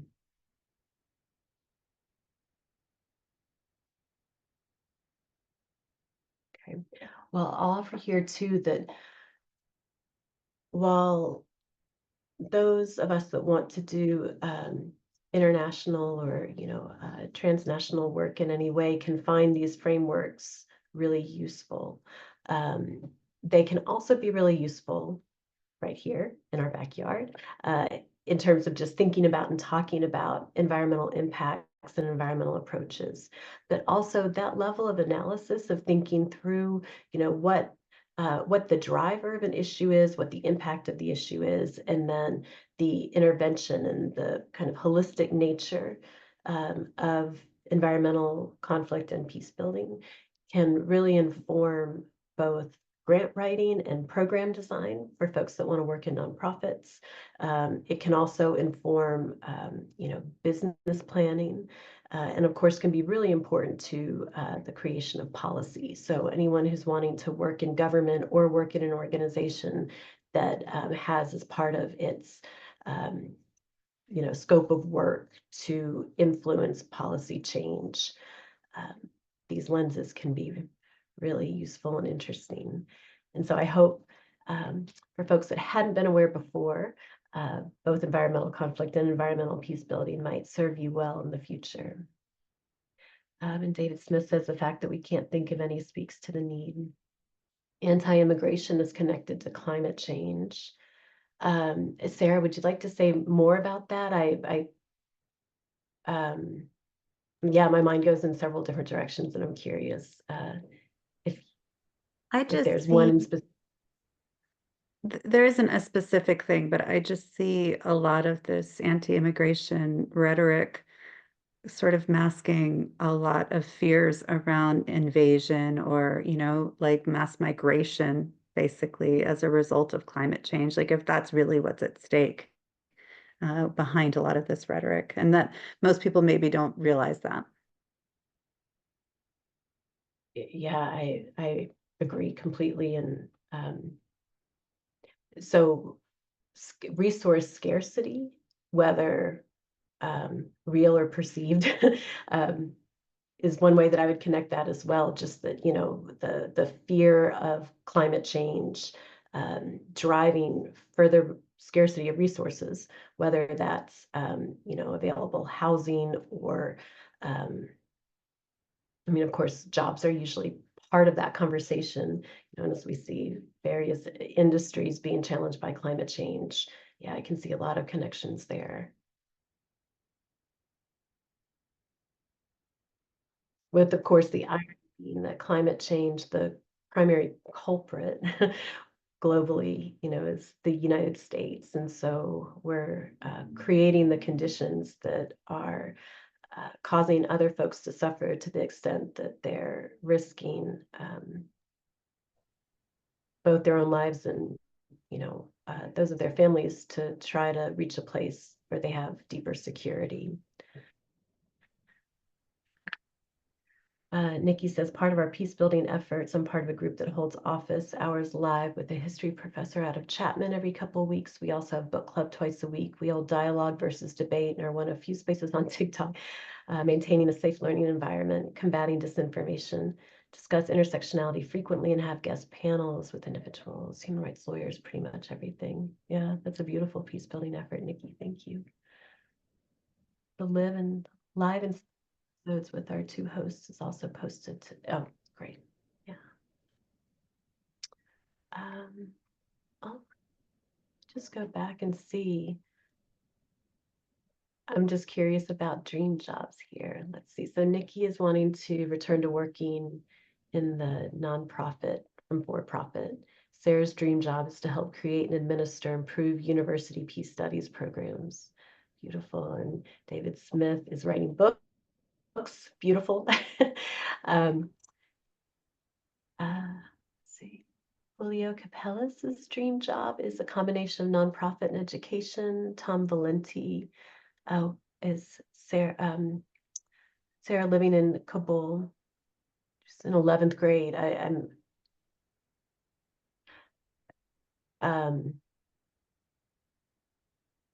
see. Of course, no need or request to truly say more, but Tom is saying, I was in 11th grade and I'm curious if there's any other, anything else that they would like to say about that. I'm assuming, yeah, during part of the conflict. Nonprofit for demobilization of child soldiers is Nikki's dream job. Gabrielle Rush's dream job is becoming a professor of English with the focus on intersectionality in literature. Yeah. I'm not sure how much to read of Tom Valenti's messages because I think there might be some privacy issues there. So for anyone on the call, they can see the chat. If I can say something, Yeah. Marcia, I just posted something, but it just, think about historically, there was a time when migration and conflict were not really related to each other, right? But now we have migration because of conflict, right? And the conflict is fueled by climate change, right? And so what happens is you see the convergence often of issues that were not really converging before, right? As climate becomes the fuel for lots of other things that we have to deal with, forced migration, territorial disputes, all these different things that kind of fall into that conflict sphere, but are fueled by changes in the climate, right? So it's not only climate is, we think about how you environmentally peace build, but it's also what the causes of conflict are, right? Absolutely. And I'm curious, Dave, you could help me just kind of walk in a little bit more deeply. Is that kind of distinct from how we were talking about how conflict is connected to the environment, or how the environment is connected to conflict? Climate change was one of those baskets. Is that, could you walk me into your comment a bit more deeply about, were you just sort of reasserting that, or I feel like No, maybe I mean, just kind of stating the reality of it, right? I mean, as climate change has exacerbated and become greater and greater, it's forcing people to adjust the way that they live and where they live, right? And when people move, that causes conflict, right? So people are fleeing places. I mean, remember Darfur was kind of the big thing we focused on 20 years ago, because Darfur was basically a conflict that was based on the failure of two types of people to share resources. Remember, it was the farmers and the herders, and that's because there was a drought that was taking place in parts of Darfur. Droughts today are often caused by climate change, right? And so I'm just kind of stating what we're seeing more and more of. Yeah, absolutely. Absolutely. Thanks, David. Yeah, I mean that, yeah. And exactly the case in Sudan today in terms of drought and the connection to violent conflict and migration. And I think it's interesting, the world of peace and conflict studies or conflict resolution, opening up to interventions that are really focused at the level of folks who are new to areas, so folks who've migrated often through forced migration, whether that's political reasons or environmental reasons. Yeah, the point exactly that David's bringing up about how that arrival can generate friction and conflict within communities at the very discrete level. So what kinds of programs, organizations, efforts can be created to help communities find new cohesion and new identity to reduce the levels or the likelihood of violent conflict erupting. Yeah. Does anyone here work in that sphere, in that arena?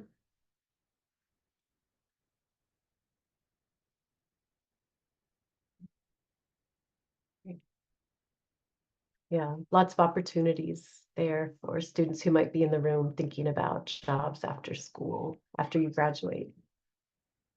I just want to mention we have about 3 minutes left, and I want to make sure, Marcia, that you have time to present anything else that you wanted to present or to answer any questions that the audience may have, whatever your preference is. Yeah.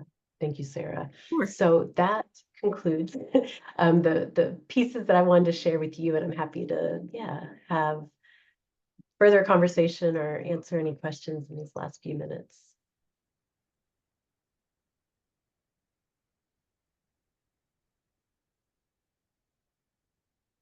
Yeah, great. Yeah, thank you, David, for sharing. About Nellie Khalil. She earned a master's degree in biology at Case Western University studying fragments. Oh, that's just for the upcoming presenter. Oh, okay. I was gonna. This actually looked like something that was could be connected to our conversation here. Yeah, great. Marcia, I did want to ask you, I know this is an arena where you often hear people speak with a bit of doom and gloom about our likelihood of turning it around, turning around climate change and that sort of thing. So I'm wondering if you, in your research, have found, I guess, points of hope that make you feel like maybe there is some movement in a good direction. I know that's a tough question. Question, thank you. Yeah, I'll answer from the research well, maybe first I'll answer from my personal perspective, which might give some insight into where my research perspective comes from. And I guess my personal perspective is one that holds humans as just a very small part of cosmic history at this point, and history of this planet. And that while we're having incredible impact on Earth and her ecosystems right now, that there is larger intelligence at play. And so I try to have trust in that. Can be difficult, but just that humans are just a tiny piece of the larger picture, which I have zero idea what that contains, but that we're just a small piece. And so with that kind of humility for humanity, I'm always really struck by the communities that I get to work with, how much passion there is in the relationships and the connections, and that resilience really does come from deep community ties. And so having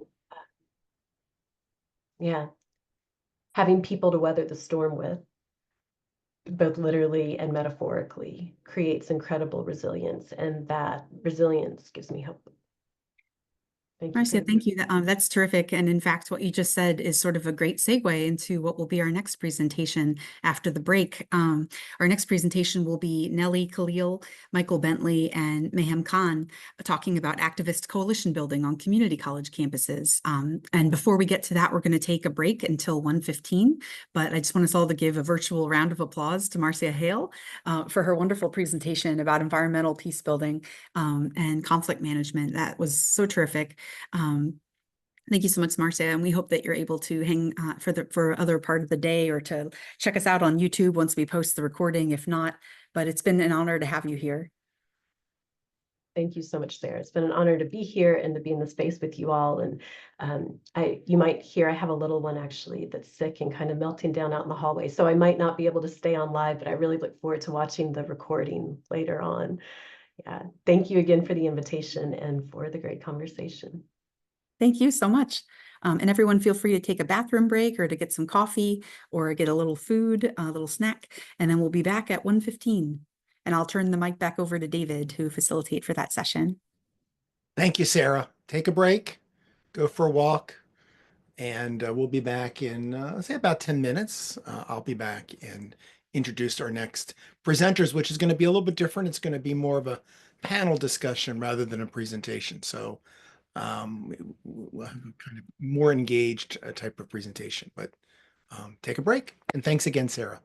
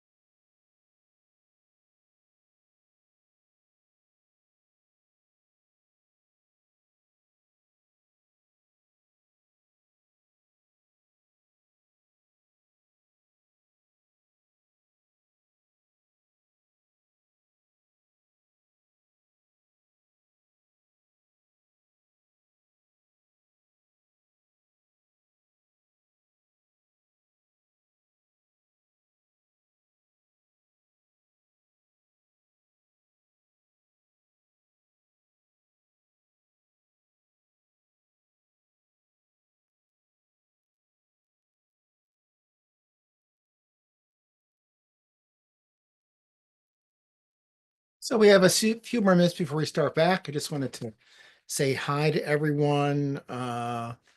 Nellie, Michael B, and Maham. Am I pronouncing your name correctly?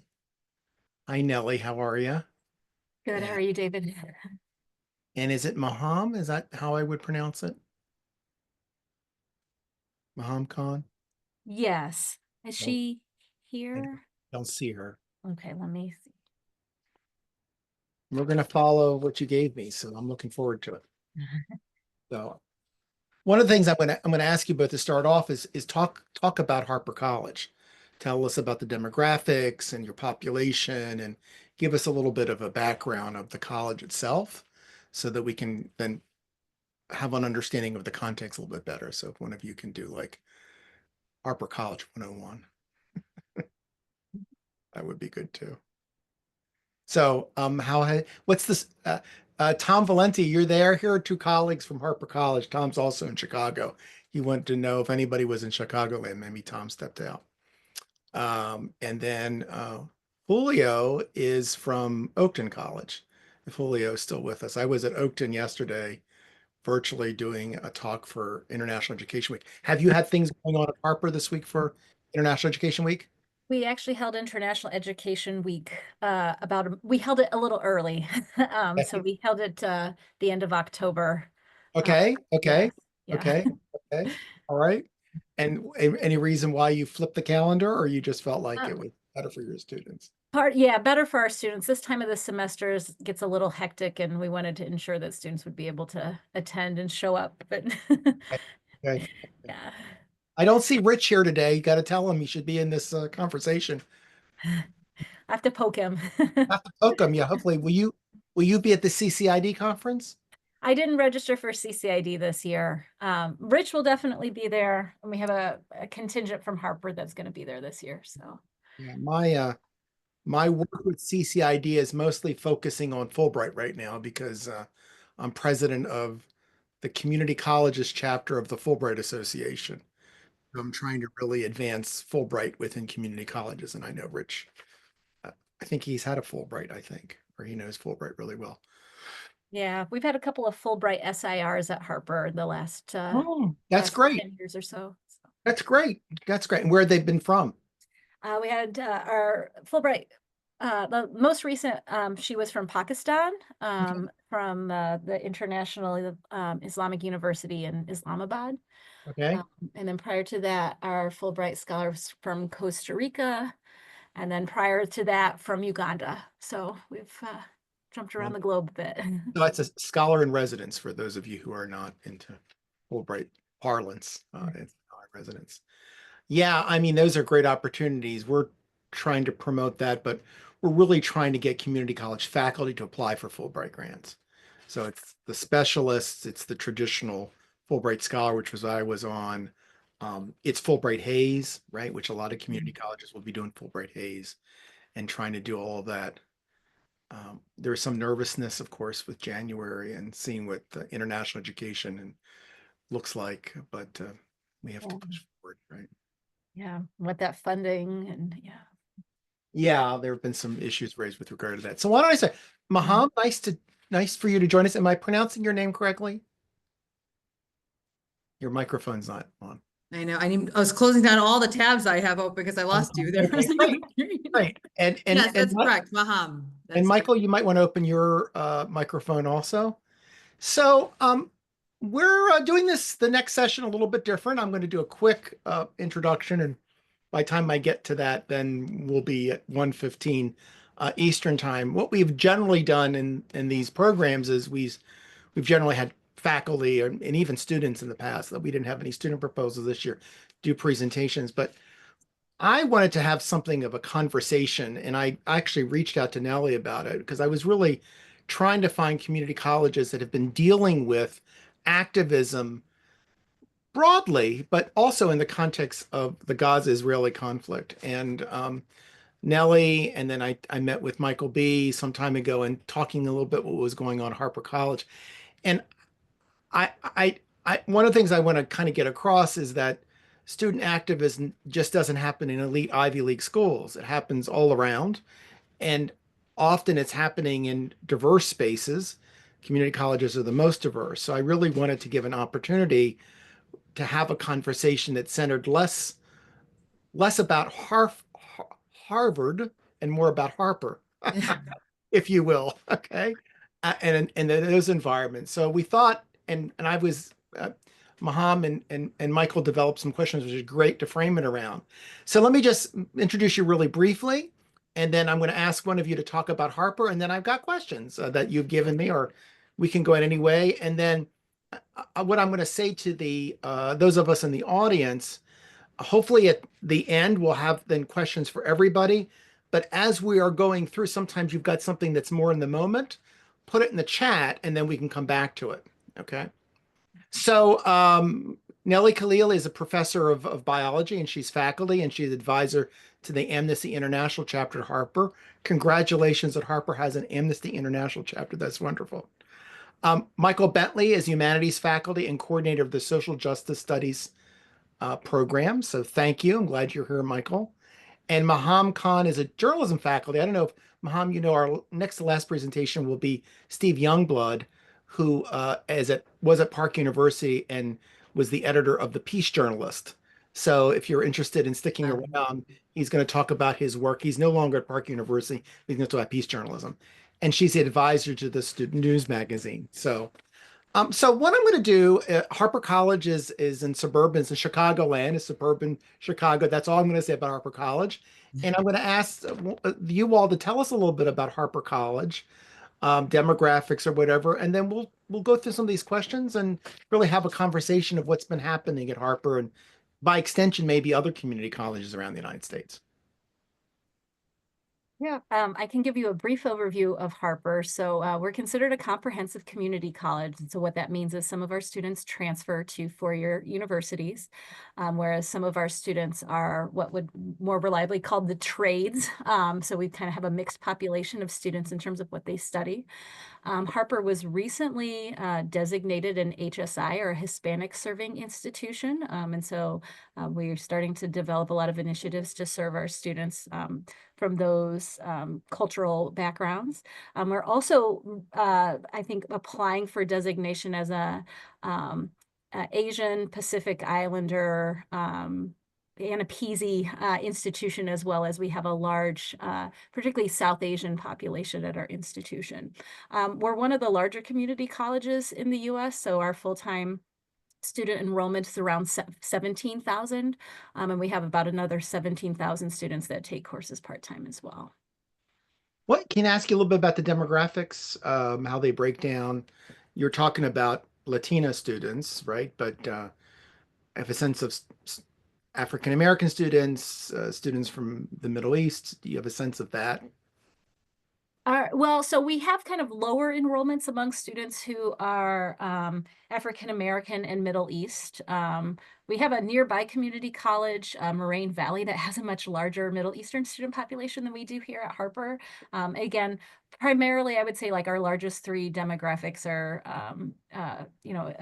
Hispanic students, South Asian students, and then white students as well. Tell me a little bit about your Amnesty International chapter, and then I'm going to go to Michael and ask him to talk about the social justice program. But tell me about your AI chapter. Yeah, so it's actually a newer chapter at Harper. So last year we had a very engaged student who actually was involved a lot in Tibetan rights, and she wanted to bring an Amnesty chapter to Harper.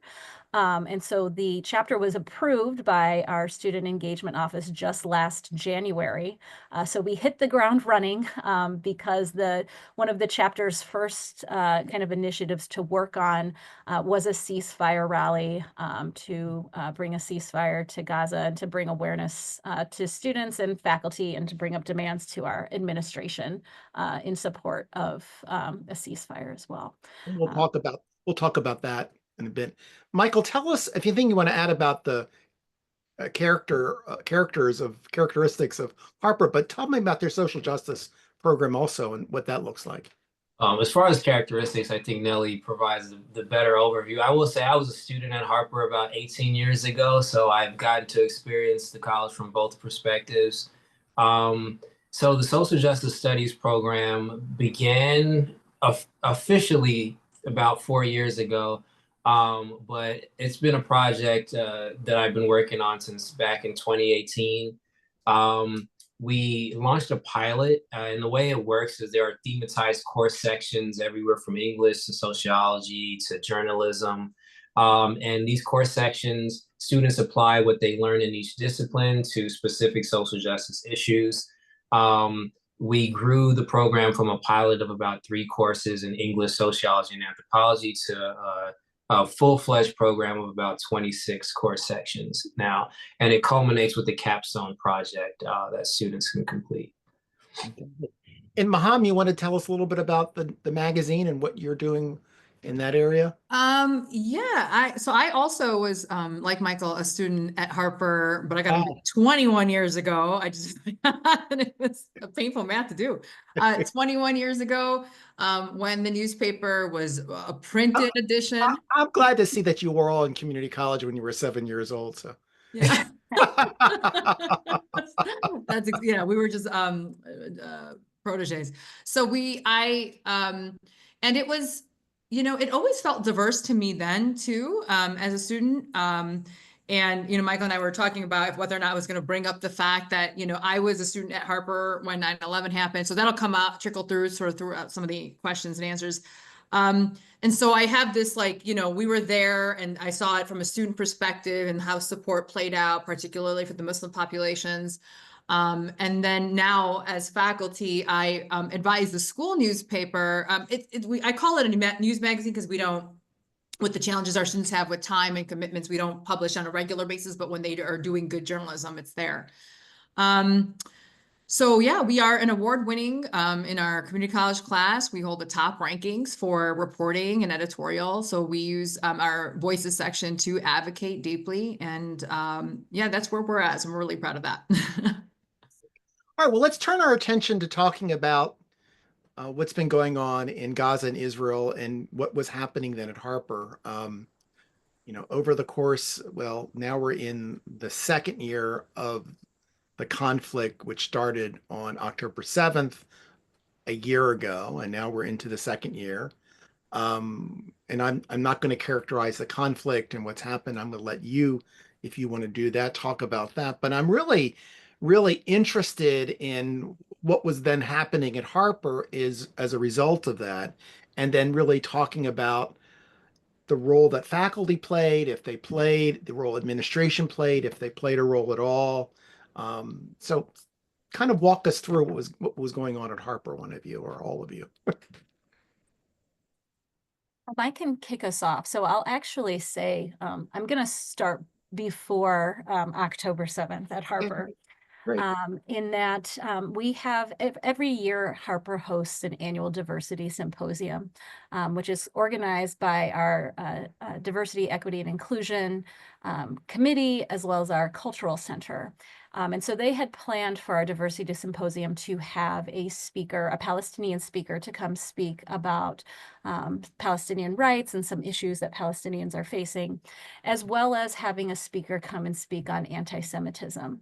And so this was scheduled way before October 7th happened, and then the diversity symposium happened, I think, 2 days afterwards. And so the presentations, although they were well received by some in our community, the presentations also generated a lot of kind of conversation.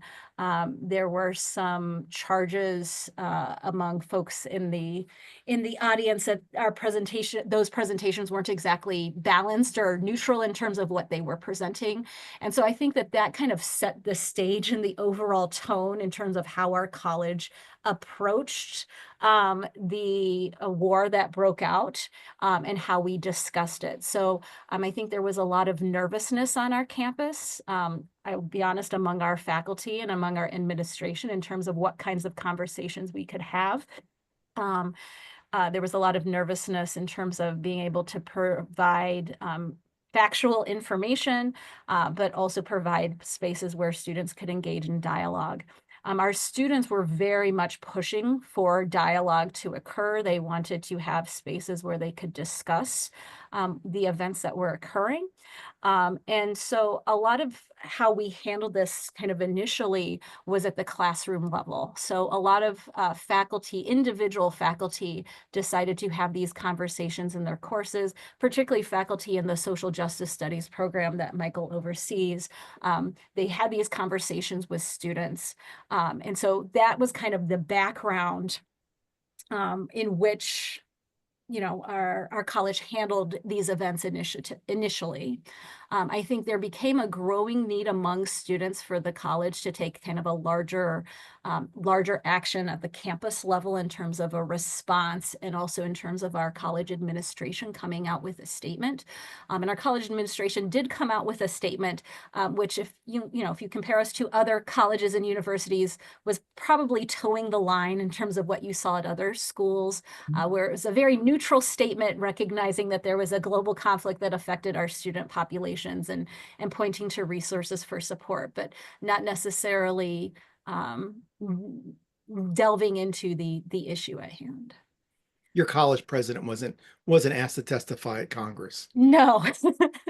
Yes. No fear of her potentially losing her job, I guess, in that capacity. Yeah. So and Maham and Michael, just jump in. So keep the narrative. So what then happened? Did students self-organize, or did faculty support them? Or tell me the social justice program, what was coming out of that, Michael? So that fall was the first semester of our social transformation capstone, which is a course both for students in the Global Scholars Program and in the social justice program. So a lot of really engaged conversation came out of that course, asking, how could faculty support? How could we learn more about the situation? So I was really proud of that, because we designed that space to be kind of an incubator where these two programs could work together. So students completing their capstone were really active in trying to figure out how do we keep the conversation going. So that's one piece where we were really glad that social justice existed at the time, and that we created this capstone course. And you were given support, freedom, free reign from, Nellie was saying there was a statement by the president, but I'm always curious as to how much you can do in the classroom. I would say our institution is very supportive of academic freedom, and our faculty senate is all very adamant about making sure that freedom is protected. There are varied opinions on what we should do with that freedom, but I think partly because the social justice program is new, it's created out of this sort of spirit of 2020 and this sort of reckoning that was happening in the country. So I think, and we had an administration come in just the year before, who was very supportive of the work. So there was an environment at the time that was very supportive of faculty taking the lead and having these conversations in their courses. Okay. Maham, did you? Yeah, I saw it from a little bit of a different angle. I think, at the faculty level, I think that tension was erupting. And I think the social justice space was where we thought it was me. Can I ask you a question, Maham? Characterize when you say tension is erupting. What did that look like? I will tell the truth as to what that looked like. Leave it to the journalists to give you the nitty-gritty details. So, okay. I think the symposium had been planned because we have a group of people who are forward-thinking, and they see the conflicts, they have these conversations. The diversity symposium literally has a different focus every year, and it was great. We thought we had balanced sessions. And the speaker who came in to talk about the history of anti-Semitism was not even supposed to speak on Israel or Zionism or anything. So that was the intention that I think we all need to make really clear. October 7th happened, and then the diversity symposium, I think, was like a week later, I want to say. And so I thought, okay, this is going to be a great opportunity for a lot of people, because I had a lot of faculty say to me, I don't really know enough. I don't know enough about this conflict to really, truly understand why we know they've been at war at times, but I don't know. So this was our opportunity to push the education standpoint to help people understand Palestinians, why the word apartheid is being used, why the word oppression. It was supposed to be educational. And what Nellie didn't left out the details that our anti-Semitic, the speaker on anti-Semitism dropped out the evening before and said, I worry about safety. I saw what the Palestinian speaker is talking about. She's talking about unity from the diaspora. I think this is going to get heated. I don't want to come. So she didn't come. And in the last hour, they had to, I think, Michael, you might know, I think it was like really literally in the last hours of planning. I wasn't there, but I think Michael was on the committee to bring in a speaker who could still cover so that there would be balance to have both voices. And we had Rabbi, I don't remember his name. Do you remember? We had a rabbi come who was raised in Israel, learned his rabbinical studies in Israel, and then moved to the United States. And the subject that the topic of his subject was not Israel or Zionism. It was growing up Jewish in both a Jewish majority country and a Jewish minority country. So that was the perspective that he was talking about. And he didn't touch it. I mean, the journalists in the room literally, highlighted the elephant in the room. And I said, could you talk about what's going on with Israel and Gaza? Because the October 7th attacks have occurred, but now we're looking at all these sanctions, the power, everything's being shut down. There was a 6-year-old child murdered in Chicago by his Jewish tenant. And so there was a lot of emotions, right? And so he ended up saying that he did not agree with the approach that Zionism, the Zionist party was taking, and and he left Israel for that reason. So that was his truth to share. Okay. As a result of that, the committee got accused of being anti-Semitic because of this speaker, right? So this was the start of what I saw as used by other faculty, by other Jewish faculty. I'm sorry? By other Jewish faculty. Okay. So it was Jewish faculty who made that allegation very specifically and said, I thought that he was anti-Semitic, the speaker. Okay.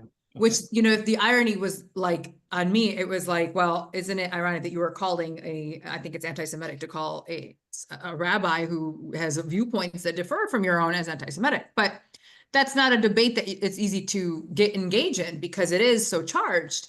And so for me, I started to see that this was going to be not what we thought. I really thought that people were going to be open to education and learning about this conflict because they don't know enough. And that's what we thought we were going to do. Forward, the timeline is jumping around for me, but our faculty union then also, I think in the immediate days of October 7th, sent out a communication on behalf of the union condemning what had occurred in Israel. And the message, I thought, which was very one-sided. It was very pro-Israeli. Now, in full disclosure, the person who sent it is the secretary of the faculty senate and has deep ties to Israel. And there was internal debate about whether or not that information should have come out the way it did. And so I know it wasn't like a blatant position, but internally they were kind of arguing about it. It came out. It had an impact on many of us because I don't even expect our faculty union to even make a statement about international topics. Really, we don't see that. The precedent isn't really there. So in these tiny, detailed, nuanced ways, we started to see the tension of like, oh boy, if it's happening at this level, what is happening in the classrooms? And that was my question. And we even our DEI committee drafted a statement to the Senate saying that this was an irresponsible move, that they should have, maybe reworded things or been more neutral, diplomatic, or not had said anything at all. Maybe it wasn't their place to alienate any groups or marginalized people. So there were words and there were confrontations and they were sort of like informal spaces between faculty. And I even raised the question, if you can be this angry with me as your colleague raising these questions about, and the anger was that we were using words in the social justice space like apartheid and oppression. So it was coming up. And so I don't think the students had ever really thought, I know at the beginning, Michael and Kjell, we had talked about a peace vigil, like emphasizing our role as peacemakers. But things as time went on and we started watching what was happening on campuses and seeing that our own campus was sort of like in this place with rhetorical war, right? About what this is. Is this self-defense? Is this oppression? How are we going to frame it? And that's, I think, where we kind of charged up to call it a ceasefire and a walkout. So yeah, so tell me, I'm interested in what happened, but I'm also interested in, and you can answer this afterwards, is how you were connected to other things in Chicago also, right? If there are other things that were happening in Chicago that were impacting you, you talked about this murder and so forth, but yeah, go back to what the students were doing in from there. Yeah. I'll let Michael take that one, and Nellie. You want to start with Amnesty, Nellie? Sure. I'll start with Amnesty. Actually, I'll start before Amnesty because the student who started Amnesty, fantastic student, and Michael and I in the fall began to have discussions with her about establishing a peace and unity rally on campus in response, not just to October 7th, but also the aftermath and the humanitarian crisis. And I think the idea was to frame it in terms of global conflict, right? And the fact that there's conflict in several parts of the globe, which are tied to patterns of oppression. And so that was initially how the conversation started. And I think that at the time, the timing wasn't right. The climate wasn't right as we started to get this peace and unity rally unfolded in the fall semester. And so then when we came back in the spring, again, I think that there was this need for the students who really were seeing kind of injustice tied to what was happening to have a voice on campus and to be able to share that voice with our campus community, and also to try to call upon our campus to have more open dialogue and discussion. I think, as Maham pointed out, we did have some discussion at the faculty ranks. And I think in individual classrooms, there was discussion, but I think the students were really calling for something that was college-wide. And so as the Amnesty International chapter continued to meet, I think it became evident to the club president and vice president that Amnesty needed to take the charge on this. There was another student organization that was very involved in having tabling events across campus to bring attention to events that were happening in Gaza. They also had reports filed against them that their tables were anti-Semitic, which were eventually dropped. And so Amnesty took the lead largely because we didn't have any of those charges lobbied against us. It was a new student group. We were starting afresh. And I think a little bit also because the students themselves, their identities weren't necessarily tied into being either Israeli or Palestinian or Arab or Muslim. So they were a little bit removed in ways that perhaps our Muslim Student Union students were not, or our Jewish students were not. And then Michael, maybe I'll turn it over to you as we talk about like the planning from there. Yeah. I will add, in the early stages, like Nellie and Maham said, we started this in the fall. The rally doesn't happen until spring. Part of what happened in between is we were dealing with the urgency of wanting to respond to events as they were happening, while at the same time trying to build a coalition, as well as helping students to understand events in a larger context.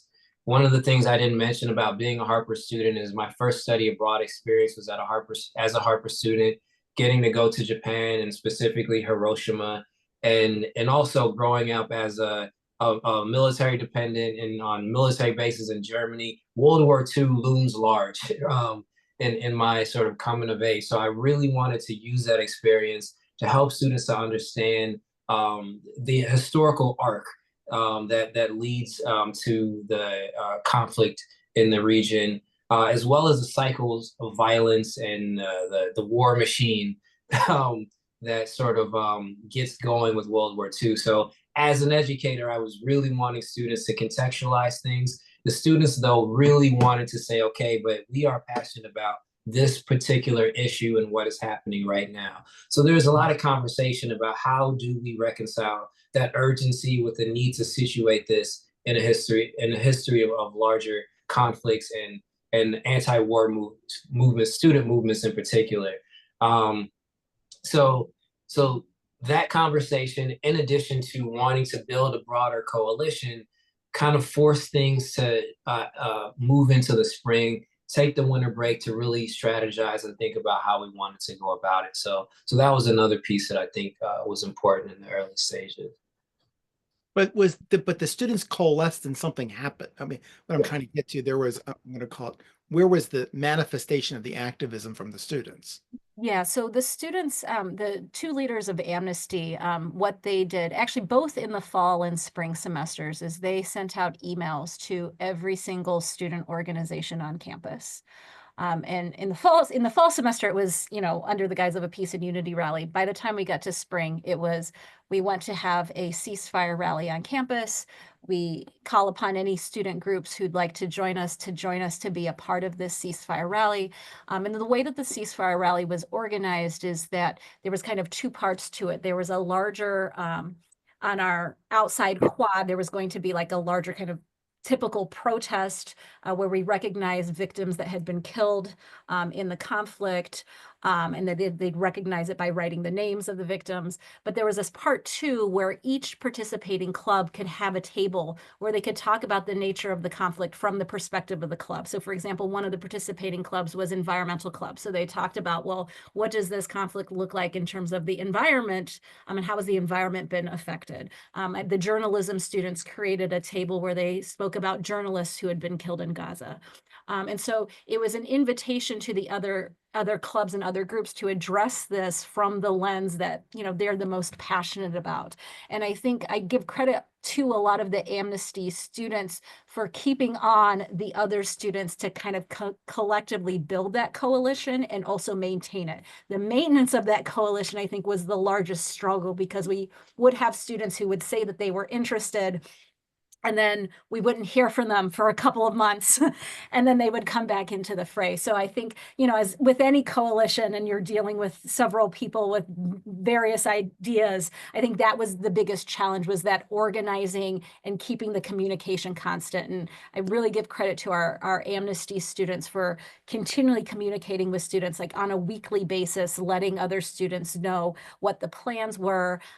Michael and I had a number of conversations with the administration and with student engagement, kind of about the logistics and fears that the college had about a ceasefire rally.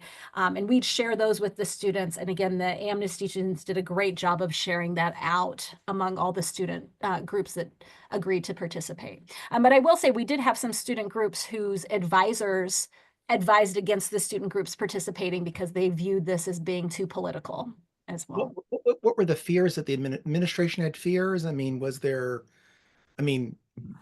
campus security present, or? Absolutely. Yeah, the police department was involved. And mind you, by this time, other college campuses were in the news for their campus protests. So there was a lot of fears about outside agitators and sort of violent reactions. So yeah, the campus police were very much involved. Our dean's council showed up kind of as I don't know what the term they use, Nellie, Maham, peacemakers, or just to make sure nothing went wrong. Yeah, safety was the biggest concern for sure. Yeah, safety was concerned, and now we've given you a little background about the tensions that were rising. But these students, I have deep respect for what they were able to do, because I will tell you, no one made it easy for them to do this protest, and it wasn't easy. Our two Amnesty and a couple of the leaders got charged with a bias complaint from a professor and a police officer. So you want to talk about intimidation? They were in a room. Again, Nellie was in that room, so she should talk as direct testimony. So I'll just be the narrator here, but she should talk about what happened in that room. I happen to know because Michael, Nellie, and I are, we share the same passion, the same work, and a lot of our students overlap, and they know us as kind of like, they told me, they call us the dream team of professors. So they come over to but they do come to us for support, and no other better word but love when they feel like the walls are closing in. And after that meeting, they were super discouraged and demoralized because they were called anti-Semitic by a uniformed officer, and the same person who released that letter to the faculty unit. There's a power dynamics, right? So they use the power dynamics to intimidate these students into not hosting this. And our school administrators, I do think that they wanted to be really a lot more supportive than in some cases maybe they couldn't. I'd like to give them that benefit of the doubt, because there were some listening sessions and some dialogue sessions, everything that was leading up to this point, where the rhetoric on the other side was any protest or any position that speaks up for Palestinians is a speak against Jews, which we know that this is the rhetoric that we need to challenge because it's just not true. But that was definitely being utilized. And so they really had their challenges. There was more police security at this event, obviously. Last night, the Muslim Student Association held a Quran night, and you guys weren't there. I was there. We had 4 officers for 50 people present. And risk management was there, which I can't wait to dismantle later about why that was. So I think obviously there is concern, right, about how the protest is going to manifest. And I think our challenge was trying to reassure everybody going to be peaceful. We weren't trying to, nobody wanted to get into an encampment even, right? I don't think that was. Are your security armed? Yes. Yes. They are full-blown police officers. Okay. It's a precinct on campus. Okay. So I'm just curious what happened to the students who had these complaints filed against them. So this is the interesting thing about the bias incident reports. We're not quite sure what happens after the fact. So aside from meeting with the 2 individuals who brought the complaint forward, and again, there was a power imbalance, right? Because we had students and then a faculty and a police officer. Really nothing came out of that. The other student group that had a report filed against them for anti-Semitism, that report, those reports were dropped after student engagement kind of reviewed the literature and the materials that the students were presenting and confirmed that there was nothing anti-Semitic in the students kind of calling out on actions that had been committed by the Israeli Defense Forces. So there wasn't any kind of anything beyond the reports, but I think, as Maham pointed to, the reports were kind of used as an intimidation tactic, I think, to get the students to not speak up. And I think that in the days before the ceasefire rally, it did create some fear among the Amnesty students in particular. There was fear that the Amnesty chapter would be suspended if anything, if any violence broke out or if any groups presented information that wasn't kind of in line with the spirit of the event, which again was calling for a ceasefire. I did want to add, I think it's important that the student leaders framed this event as very inclusively. When it comes to writing down names of victims, it wasn't just Palestinian victims; it was every victim involved. And so they acknowledged the victims of October 7th. Absolutely, and they reached out to Jewish students, Jewish faculty members, wanting them to be a part of this. Jewish students spoke at the event. So I think it's really important to mention that the blowback was particularly frustrating because these students are doing great work of involving everyone in the conversation and centering it on human rights and the targeting of the civilian population. But what happens since this has happened? What's the climate on campus?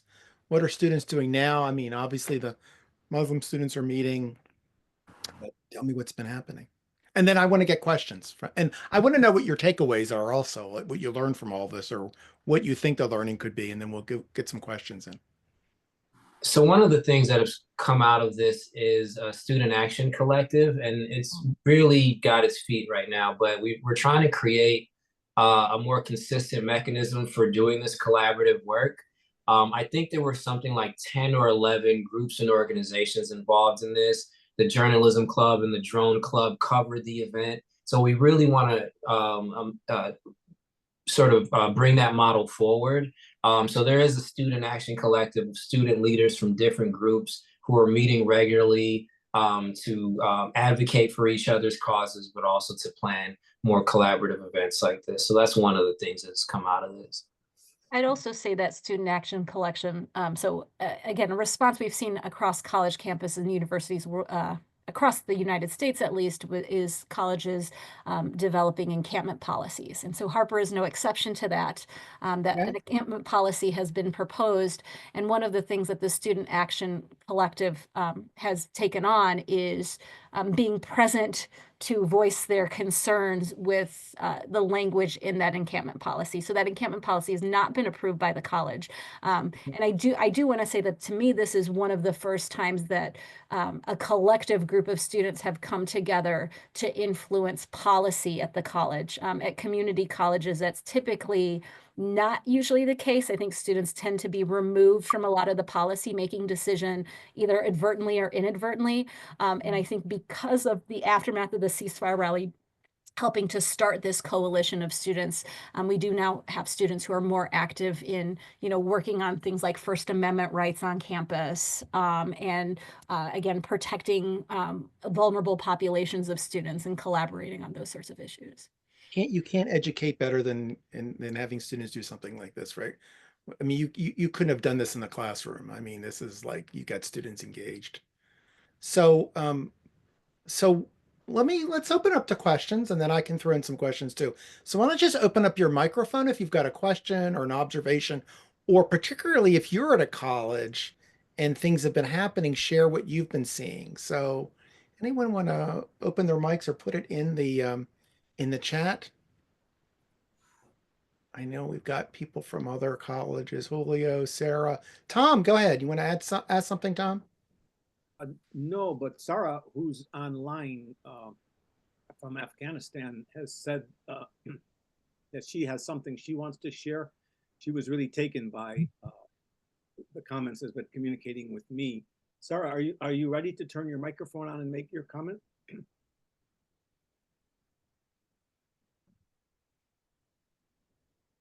Sarah? Yes, sir.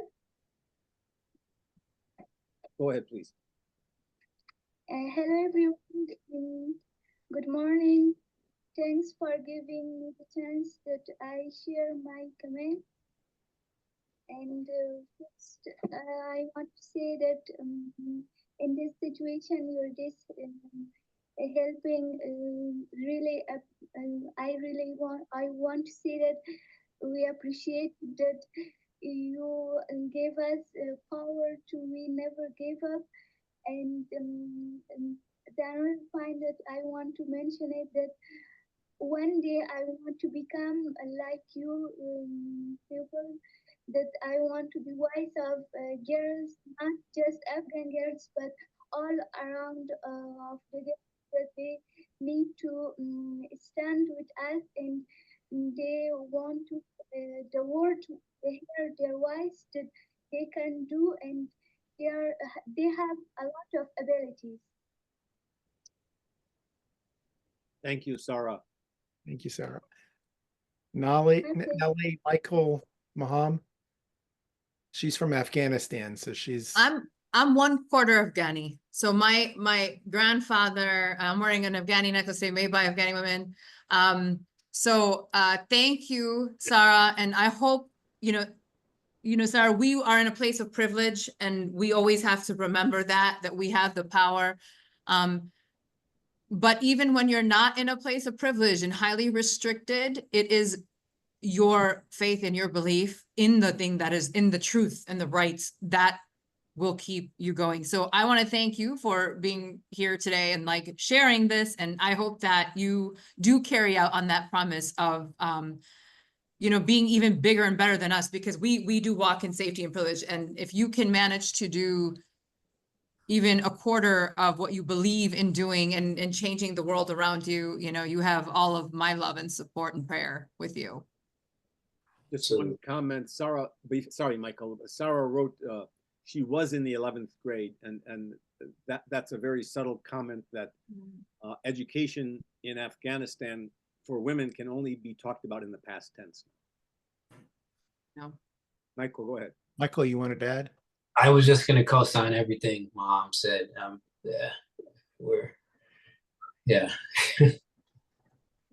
said it so gracefully.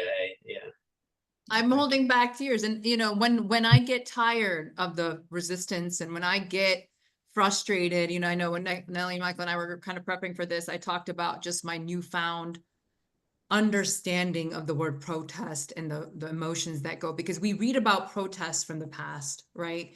And we read about them, we go, man, they made it so easy. Like, oh, the Black Panthers were having fun. We look at it from the past, look how much they accomplished, and look how this group and you don't really understand the internal nuanced stress, the boiling points, the pressure, the intimidation tactics, the game of chess in the power dynamics that continue to occur.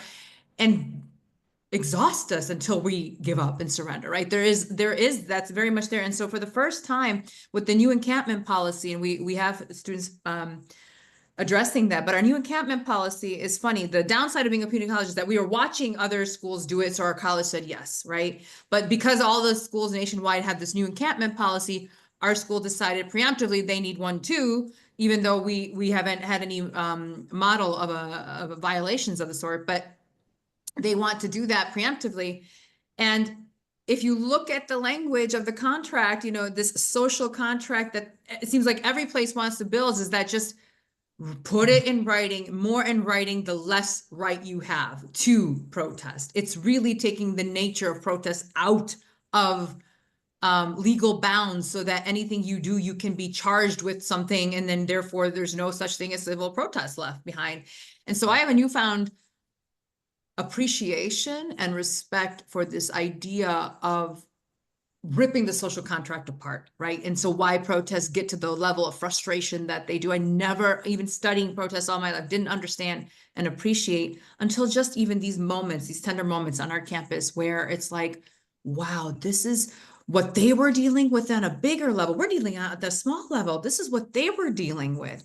So it's a newfound respect for what our ancestors of civil rights movements and all movements around this world have handled. And so I hope that the future is in hands like people like Sarah, and wherever and however we can support you, Sarah, you let us know. Thank you, Maham. Any other questions or observations about what Sarah said, Maham said? Any questions you have, observations going on in your part of the world? Anybody? Some people have been putting things in the chat, but people want to. Sarah Bowman. Yeah, I was just thinking about all of this, and thank you so much for sharing this blow-by-blow account of the way things. First of all, your involvement is incredible, and also just really staying with this process and being with the students where they're at is beautiful. But I can just imagine, sort of in response to what Maham just said, like I can imagine people get so exhausted and lose faith in the process. So how do you engage with that if you experience it? First, I'll say that centering students is what gets me through, because I don't know where their energy comes from, but I'm a firm believer that all great social movements are student movements at their core. And I've said that over and over, but I'm seeing it real time. So I think just sort of doing everything I can to empower them and platform them and kind of get out of their way and to remove as many barriers as I can for the work that they're doing. But they have the answers. They have the energy. So I'll say just following their lead. You sound like somebody who studied SNCC at one time. Yeah, right. Okay. Black Panther Party starts at a community college. All of this. These are all student movements. Right, right. I'm not going to pronounce your name correctly. Kjell, pronounce it for me. Kjell. Go ahead, Kjell. This is a observation I've had lately, last year at least.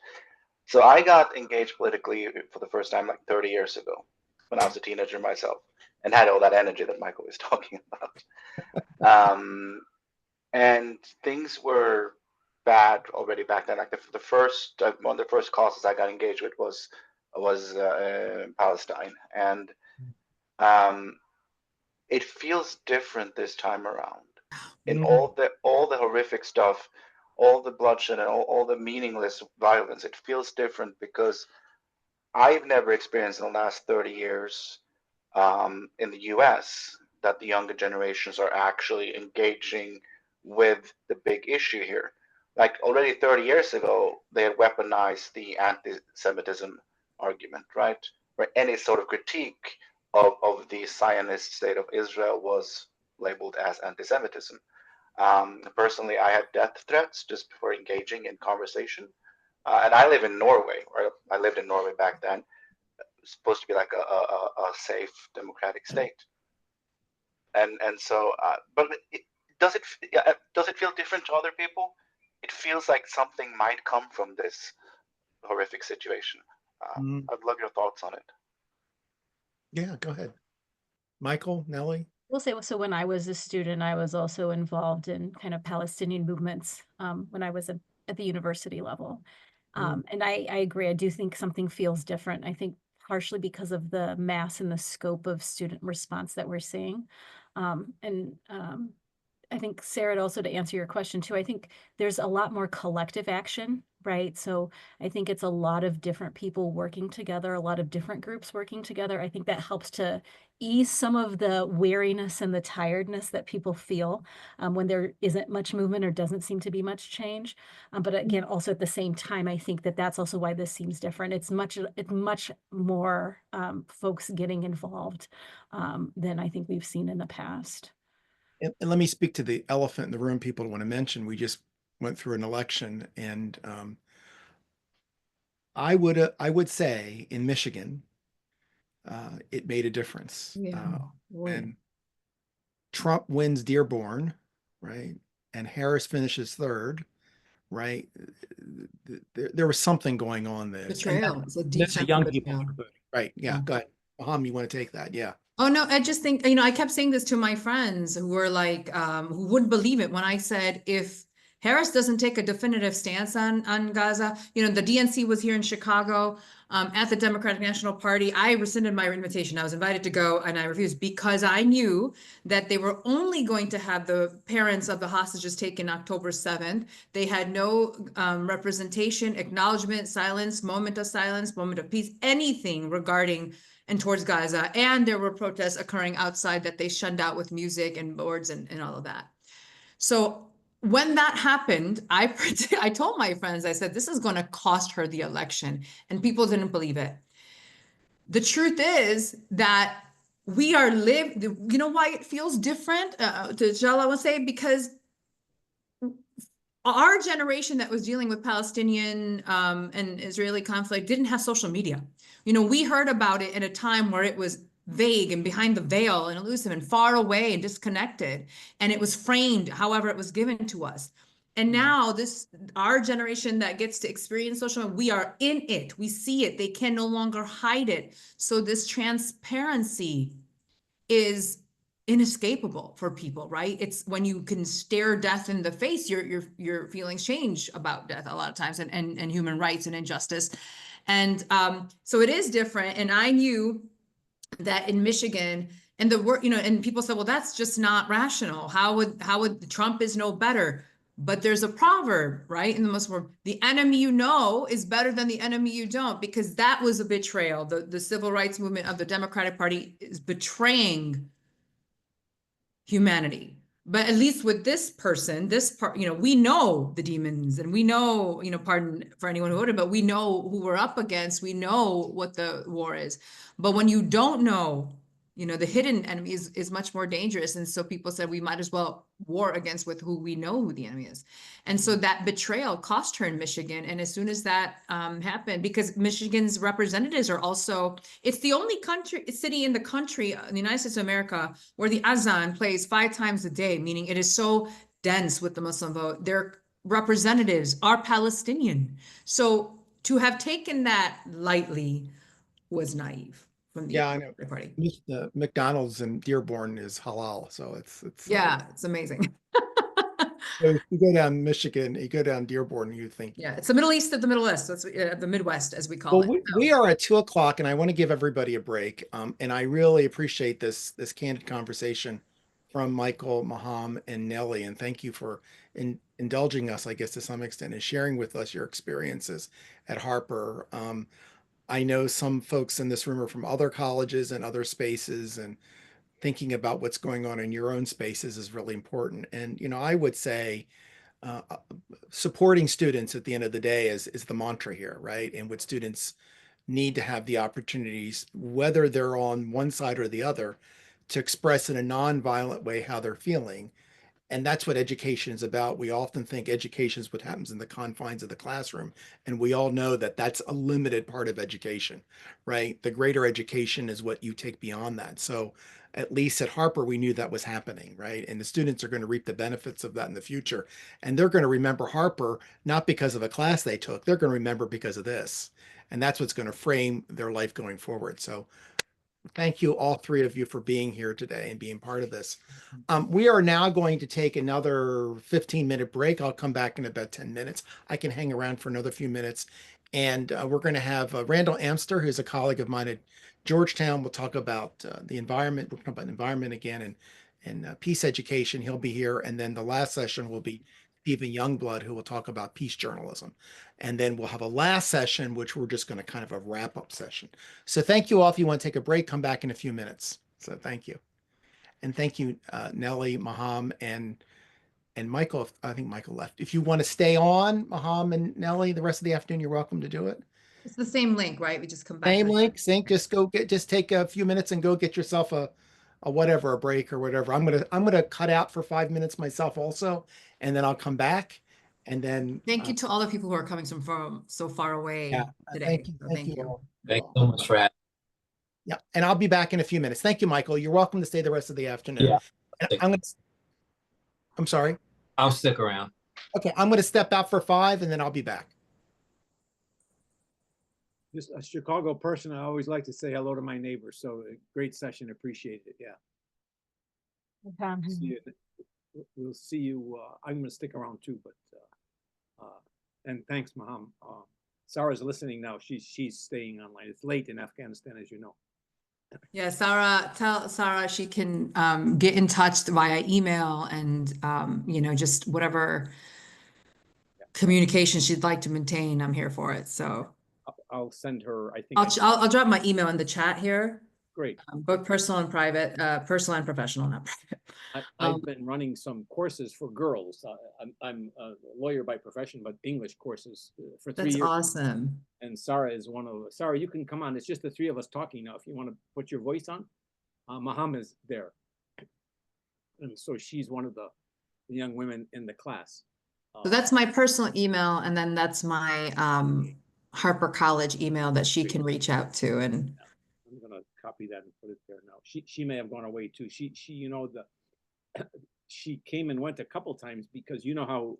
Yeah. Oh my gosh. Yes. Yeah. So she may have. I told her 15-minute break, so she may have gone. 11th grade. You said she was in 11th grade.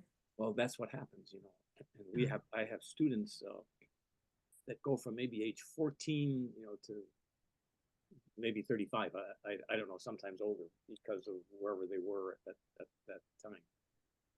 But Sarah and I developed a very interesting relationship because she's quite. She's brave, obviously, right? And we teach a little bit of grammar, and I can make fun of her, not fun of her with her, though we can laugh a lot, which is you have to. part of what my goal is. I'm not. Yeah, you have to laugh in the darkness. That's the only way to survive it. For them, they know class is not this kind of class, but this kind of class, uplifting, and so we have a good. And Sarah's one of the best because. When she can be there, she's always there, has good questions, very, very intelligent. They're all trying if she's there, I'd love to ask her what she thinks of Malala Yousafzai. What do they think about her over there in Afghanistan? We have, actually, it's her birthday yesterday, the Afghan Malala, Brezhna Musazai, who was shot at AUAF by the Taliban. Yeah. I got to know her because I was doing some work with that university at the time. And I've been in touch with Brezhna since 2016, when the attack was. And Brezhna's birthday was yesterday. She's in D.C. now. She got evacuated. It was a long journey for her, but she's and has a brand new nephew named Zulkarnain, a famous name from the Quran. Yeah. So is she able to travel out or no? Brezhna? Mm-hmm. She had an asylum case that was granted. So she was in Doha. She got evacuated to Qatar. Her family was in a precarious position too. Brezhna was targeted because she was speaking out both through the U.S. and the British embassy, but she ended up with the AUAF crowd in Doha. Her family got here actually before her. Finally, they got reunited, and they're in D.C. I was at their home last year in D.C. So they're in the United States now? Yeah. Oh, we should bring her to campus at some point. That'd be Yeah, fantastic. no, she's spoken with me at various different events from time to time. She's Can in I Rio. get your contact information too? I'll drop mine in there Yeah. as well. So I have quite a lot of contacts with people. I've never been, but I've been working with Afghans for. That's fantastic. It's a part of my ancestry that is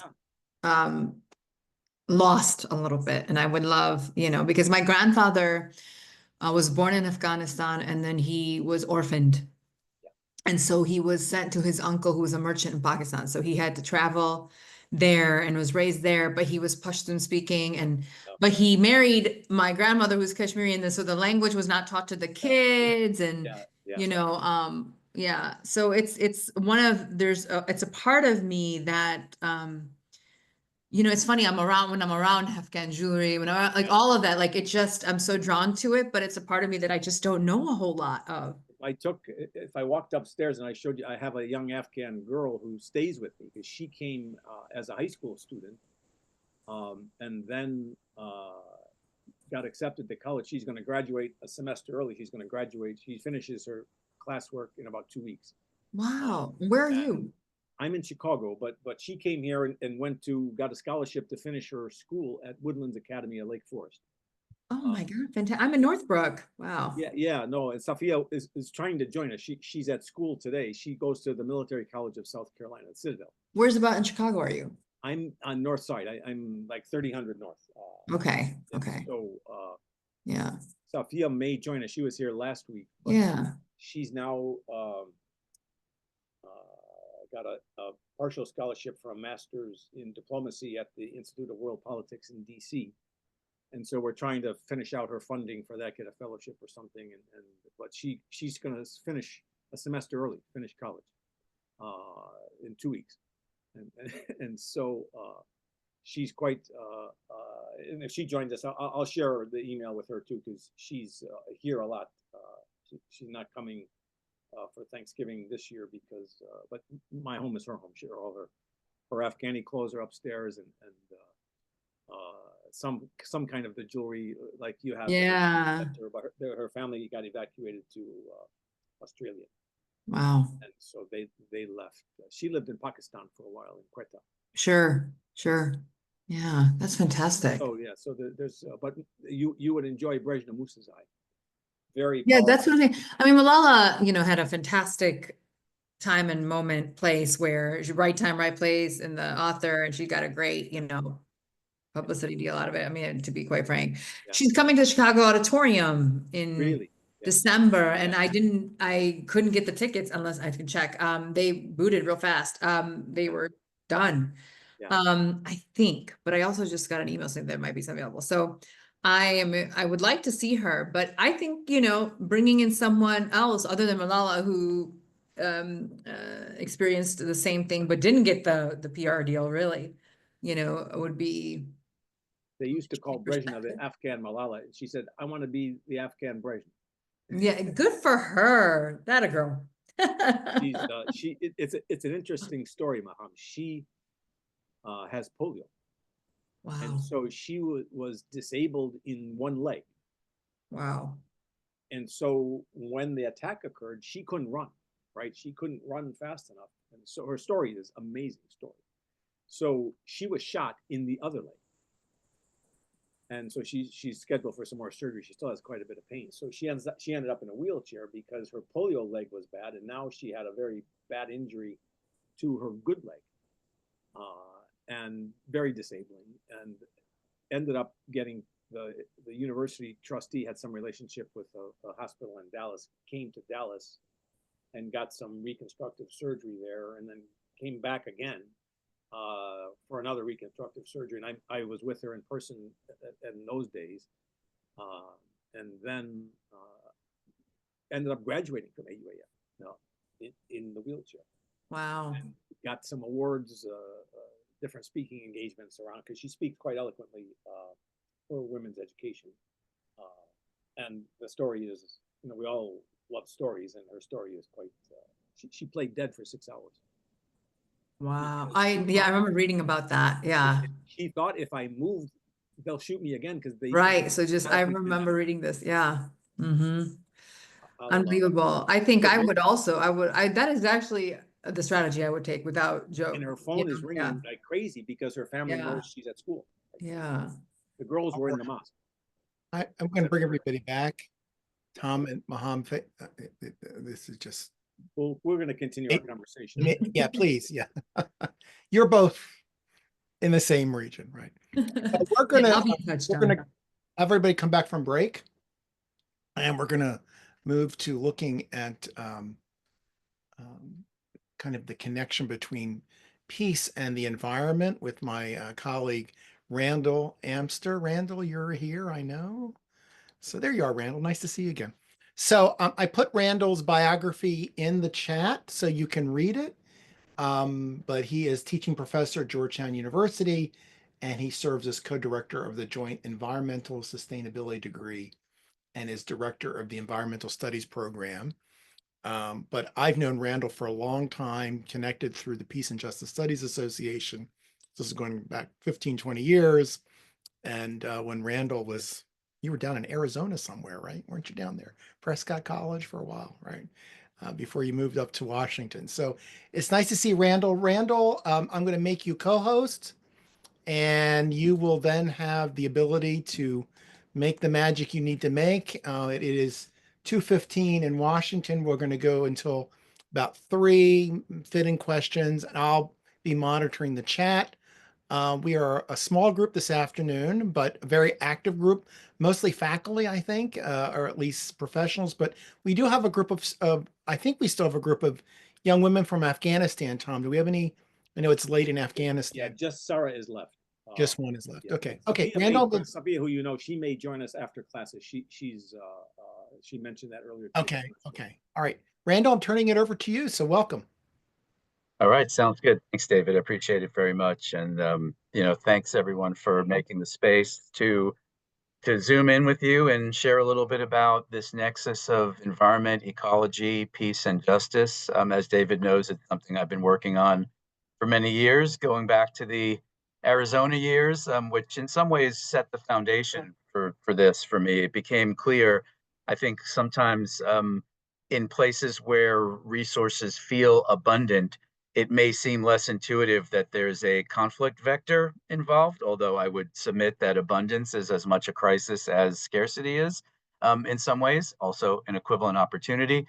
But for me, being in the desert really crystallized a lot of these themes that we can't really conveniently separate our attempts at practicing justice in the world and at fostering a culture and climate of peace unless we're accounting for the environmental issues that we interact with. And that includes the full scale of environmental connections that we make, from the day-to-day practices. We all eat, we all seek and require clean water and stable climate and and things that are close in, but then obviously the farther away factors of environmental stability and the energy sources that we rely upon and the supply chain of things as they move about the world. So there's a lot of pieces here. I'll try to condense it a bit. With each slide that I'll share, I have usually a question or so or a prompt that maybe we can brainstorm a little bit together. And let me see if I can advance the slides here without too much trouble. If it lets me, it might not, but let me give it a shot. Okay, well, it doesn't like that, but let me try just manually scrolling down. Okay, so let me just set forth a little bit of the framework here of how I get into this space.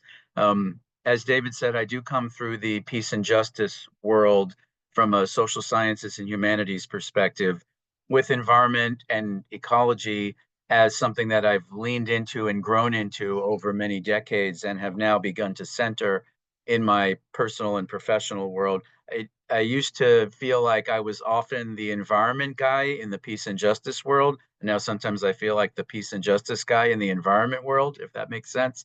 But I've never seen these things as being separate, that there is a real deep connection. And when we think about positive peace in particular, and I'm assuming that we all kind of have some context for knowing what that term means, right? Negative peace meaning the absence of war, the absence of direct violence, the absence of unproductive conflict. That's not enough. It's necessary, but not sufficient, I would submit, to build the world that we're looking for. Positive peace leans into that proactive side. What are the conditions in which we can actually begin to have a positive feedback loop of self-replicating possibilities of peace? And in the peace building world, it's often been condensed as positive peace is the presence of justice. It's not the absence of something, it's the presence of an active concept that can weave its way all the way through a community, a society, a culture, a globe. And it does require us to be more proactive than reactive. Obviously, there's a lot to react to in the world, whether it's in the social or environmental realm.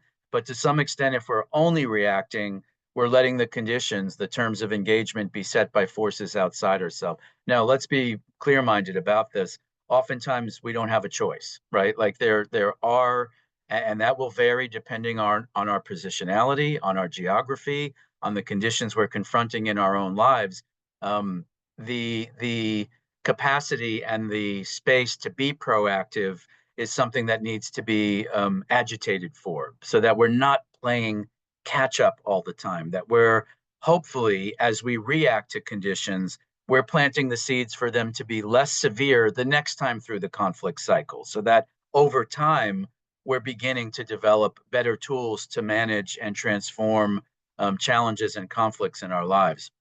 And one of the main points that subsumes this, that brings these pieces together in both the social and environmental realm, is precisely these notions of interconnection and interdependence. And if you read the literature in the peace building world, peace and justice world, and in the environment and ecology world, both sides talk deeply in a non-superficial way about the centrality of interconnection and interdependence. This is a fundament of our world. We are ecologically linked to one another and collectively to the environment that we are part of. That is a truism, that there's no version of understanding the environment in any scientific sense, let alone a political or social sense, that doesn't include us all being interconnected. And that same premise spills over into the social world and the political world, where we think about that, you can pick your favorite, peace educator or peace elder and find incantations that speak to those terms, that we are in this indivisible, single garment of destiny, as Martin Luther King Jr. said. So one question that I would have just for the group, if anybody feels like reflecting on this out loud, where do we see examples of this show up? And in particular, where do we see examples of where people are being proactive as we're engaging toward a more peaceful world? Where do we see examples where the outpouring of something that we might identify as a peace building practice isn't just in reaction to something perceived that has gone wrong, but instead is actually proactively showing what the possibility of a peaceful world looks like? Does anybody have an example of that they might want to cite, or one that's been talked about thus far in the conference?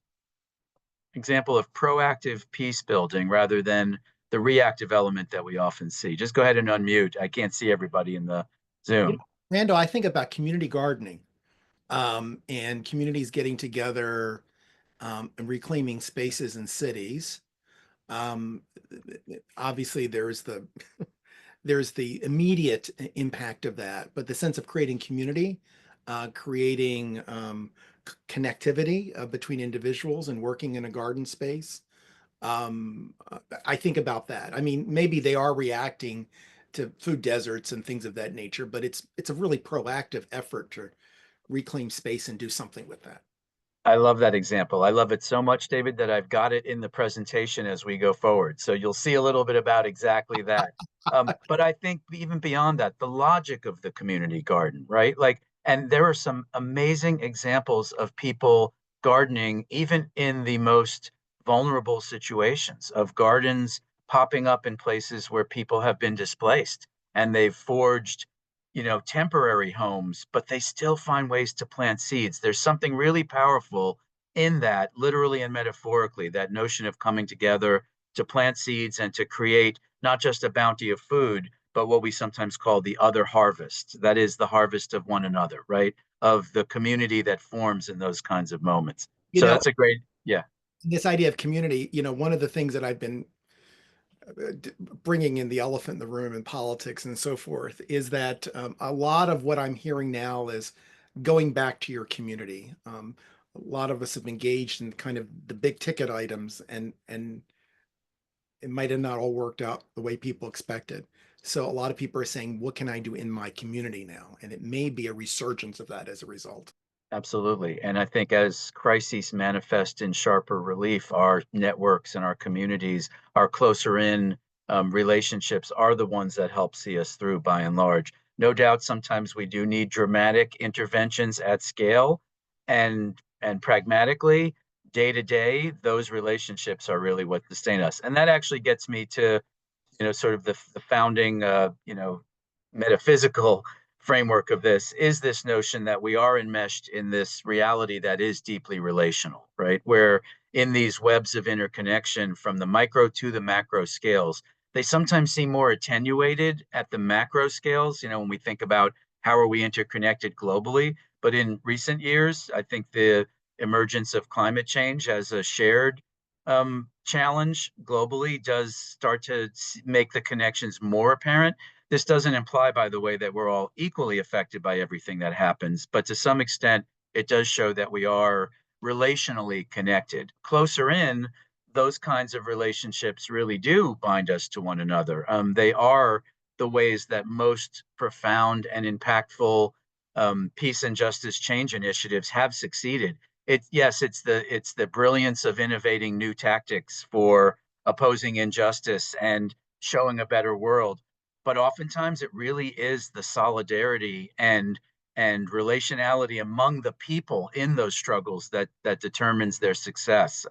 And that's sometimes easy to overlook when we're talking about policy and bigger picture kinds of things. So we are in this relational world, and I think peace building is all about that.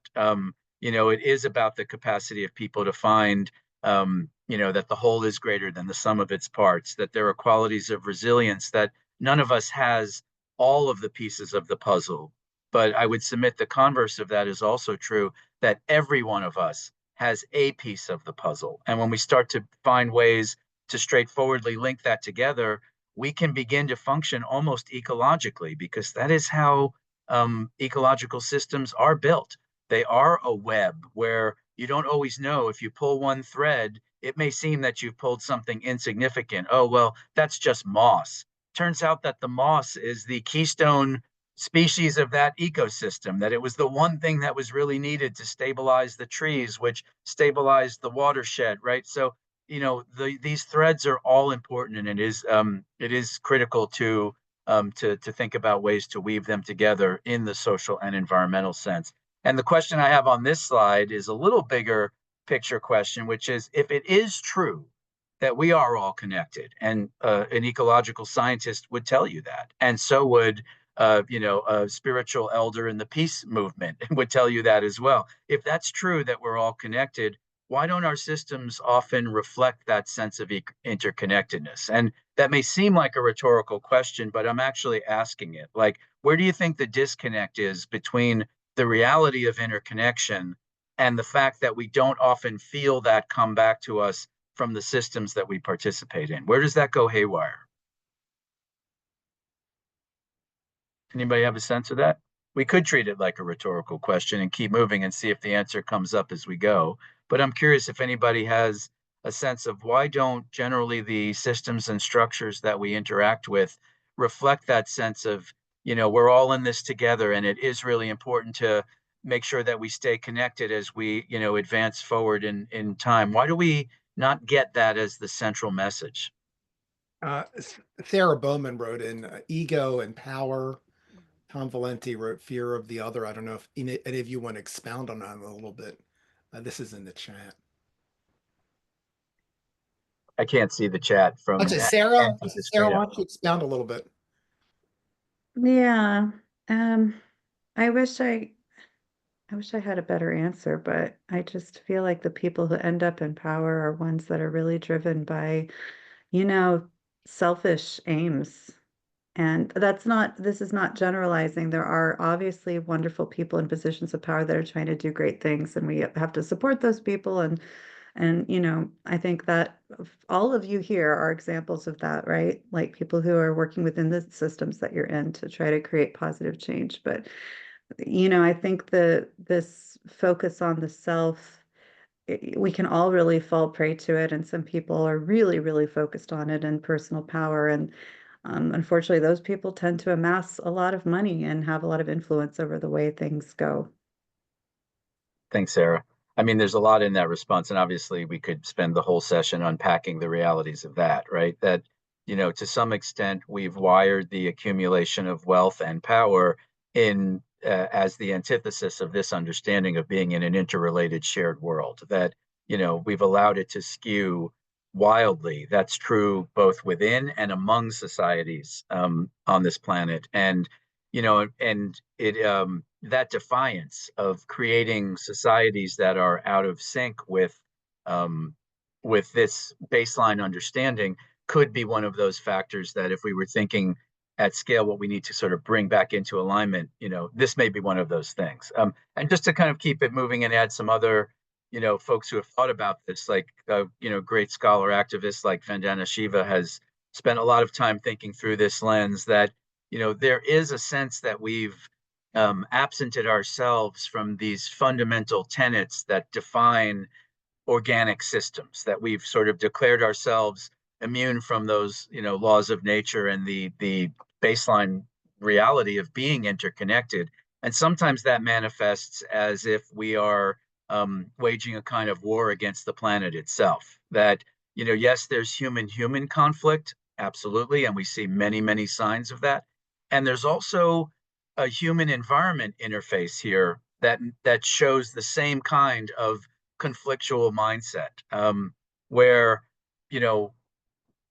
where we see the connection between those two things, that the human competition over resources or land, or writing the cultural narrative, or taking the reins of statecraft, the human conflicts in that terrain also are reflected in the ways that we think about the environment as just the place that things happen, or some kind of global marketplace that we can just keep extracting things from, and somehow magically they'll pop back up. And so one of the questions that we start to ask, if we're interested in, as most peace builders are, not only treating the symptoms, we don't skip that, by the way, we do treat the symptoms, but we also need to address the root causes, because there's not enough medicine to treat the symptoms forever, right? So we need to be addressing the root causes. How can we get to that root cause of both human and human environment conflict? And this is one that I'll just put out there as a question for us to ponder as we go forward. I would gather it's actually probably one of the meta themes of a conference like this. Like, how do we address those root causes in a substantial way? What leverage points do we have? What capacities do we bring to bear as individuals, communities, the unique experiences that we all bring to the table? How can we begin to not only manage things as they erupt into clear view, but also begin to address those root causes that are, by the, analogy of environmentalism, that are often below the ground, and they're harder to see. But in some ways, if we can get there, we can be doing work that, maybe pays even greater dividends. So just trying to scroll down here again. So just thinking about sort of the problematic ways that this bifurcation between humans and the environment, and the defiance of the idea that we are sharing a world, it shows up in so many ways, right? Like, it's the convenient sense of othering, that that the other, whomever they may be, can be invoked in so many different contexts as a tool of politicking, as a tool of ensuring antipathies among groups that could or should have solidarity, to kind of keep folks divided in a sense, rather than recognizing common struggle and common purpose. Another way that it shows up is the notion of waste, that, in an ecological sense, there is no waste. There's no they're there. There's no place that things go that doesn't feed back into the system that produced, created, and distributed them in the first place. Borders is another way that it shows up. The reification of geopolitical divisions between and among countries has a tangibility for our cultures and our economies. But many of those borders were written without all of that in mind, right? They were written much more in a proprietarian sense, and they often defy points of cultural exchange and the actual ways that people did move about this world, in times not too long ago. And then also thinking about, or rethinking the notion of victory. Like, is there ever really a winner in any kind of a conflict space? Can you ever proclaim victory in any military sense, in any way where you've had to use force to accomplish your objectives? So these are just some ways I see the problematic nature of bifurcating the world into the zero-sum mindset, as opposed to a we're all in it together mindset. And there are many counterexamples. I'll just offer one very quickly because I know our time is short. Reactivating the commons. And you can see when you look anywhere around the planet, you can find examples of people sharing resources in very elegant and inspiring ways. And we don't have to sugarcoat it. It's not always easy. It's not all good. It's not like folks will share old growth forests or sensitive watershed areas just because they're, somehow more magnanimous or more evolved. It's also because it makes sense. It's actually durable, that we don't have to buy into this notion that if we share things, somebody is going to greedily come along and take all of it. I would submit that in a world where we don't share things, it opens up more possibilities for greedy acquisition, not less. So there are many excellent examples, including one here in this hemisphere in North America. It's called the acequia. It's a water sharing system that still exists in the arid desert southwest of the United States. And at its heyday, it went from San Antonio to San Diego and north and south equivalently, before borders identified different nations there. It's a fascinating and wonderful model where there's rotating facilitation, there's conflict transformation and participatory governance built into the system. There's a non-privatization of the scarce water resource where it is recognized as something that has rights unto itself. People share it equitably. So that means in a lean year, they don't say, well, I'm entitled to my 10,000 acre feet. No, they redistribute it proportionally so that everybody shares the benefits and the burdens. It's fascinating to see a system like that is about environmental stewardship and sharing a resource, but is also very much about peace building through the lens of cooperation, participatory governance, and shared management. So I'll just put that out there. And if you're interested, please look it up. There's a great body of literature out there about that. But it is the case that wherever you look around the world, on every continent, not sure about Antarctica, but maybe it's there too, that people have versions of things like this, especially around basic resources like food and water. So if we're thinking about, like expanding beyond just sort of the technique of shared resource management and connecting it to perspectives, that also starts to include a wide range of diverse viewpoints and participants in this conversation. So, it might be tempting to think, well, the most effective systems would be managed collectively as long as it's people like us doing the management, right? That's a thing you often hear, is that, well, that works in one place because it's a smaller scale, or people are similar to each other, or they all share the same perspective. And the reality is the opposite, that the more diverse and inclusive our systems are that are doing this kind of ecological peace building, the more durable they are. Just like in ecosystems where diversity is a function of resilience and sustainability, the same is true in social and political systems. It's not just a good idea to have a wide range of perspectives represented. It's a fundamental quality of building in, systems that can withstand shocks and that can advance in productive ways, where the tensions between and among various perspectives, when seen in a productive sense, can really help push things forward and can add all sorts of new knowledge and historical knowledge and make these things possible over time. So there's a lot of writing in this vein about how, we can't just think of, let's say, solving something like the climate crisis through a unitary lens, using the same tools that got us into the crisis. In other words, it can't just be, one race, one gender, one class that is sort of chiefly driving how we address these issues. It needs to be a much more inclusive set of practices and policies as well. There is a caution to that, however, and this is just a little bit of a digression, and I'll just put it out there in case this resonates with folks in the room. Sometimes it winds up looking like we can elevate the roles of some folks in certain places and then make them the face of solving crises that were not necessarily caused by them in the first place. And I began to see this clustering around a couple of years ago. All of these publications were popping up in the international development space around gender heroes, around the role that women play uniquely in many contexts around the globe as the interface between the community and the environment, as the procurers of food and fuel and resources that communities need, and then helping turn that into food and clothing and shelter. That unique role is powerful, and it does give women in many of these spaces a unique voice and a unique opportunity.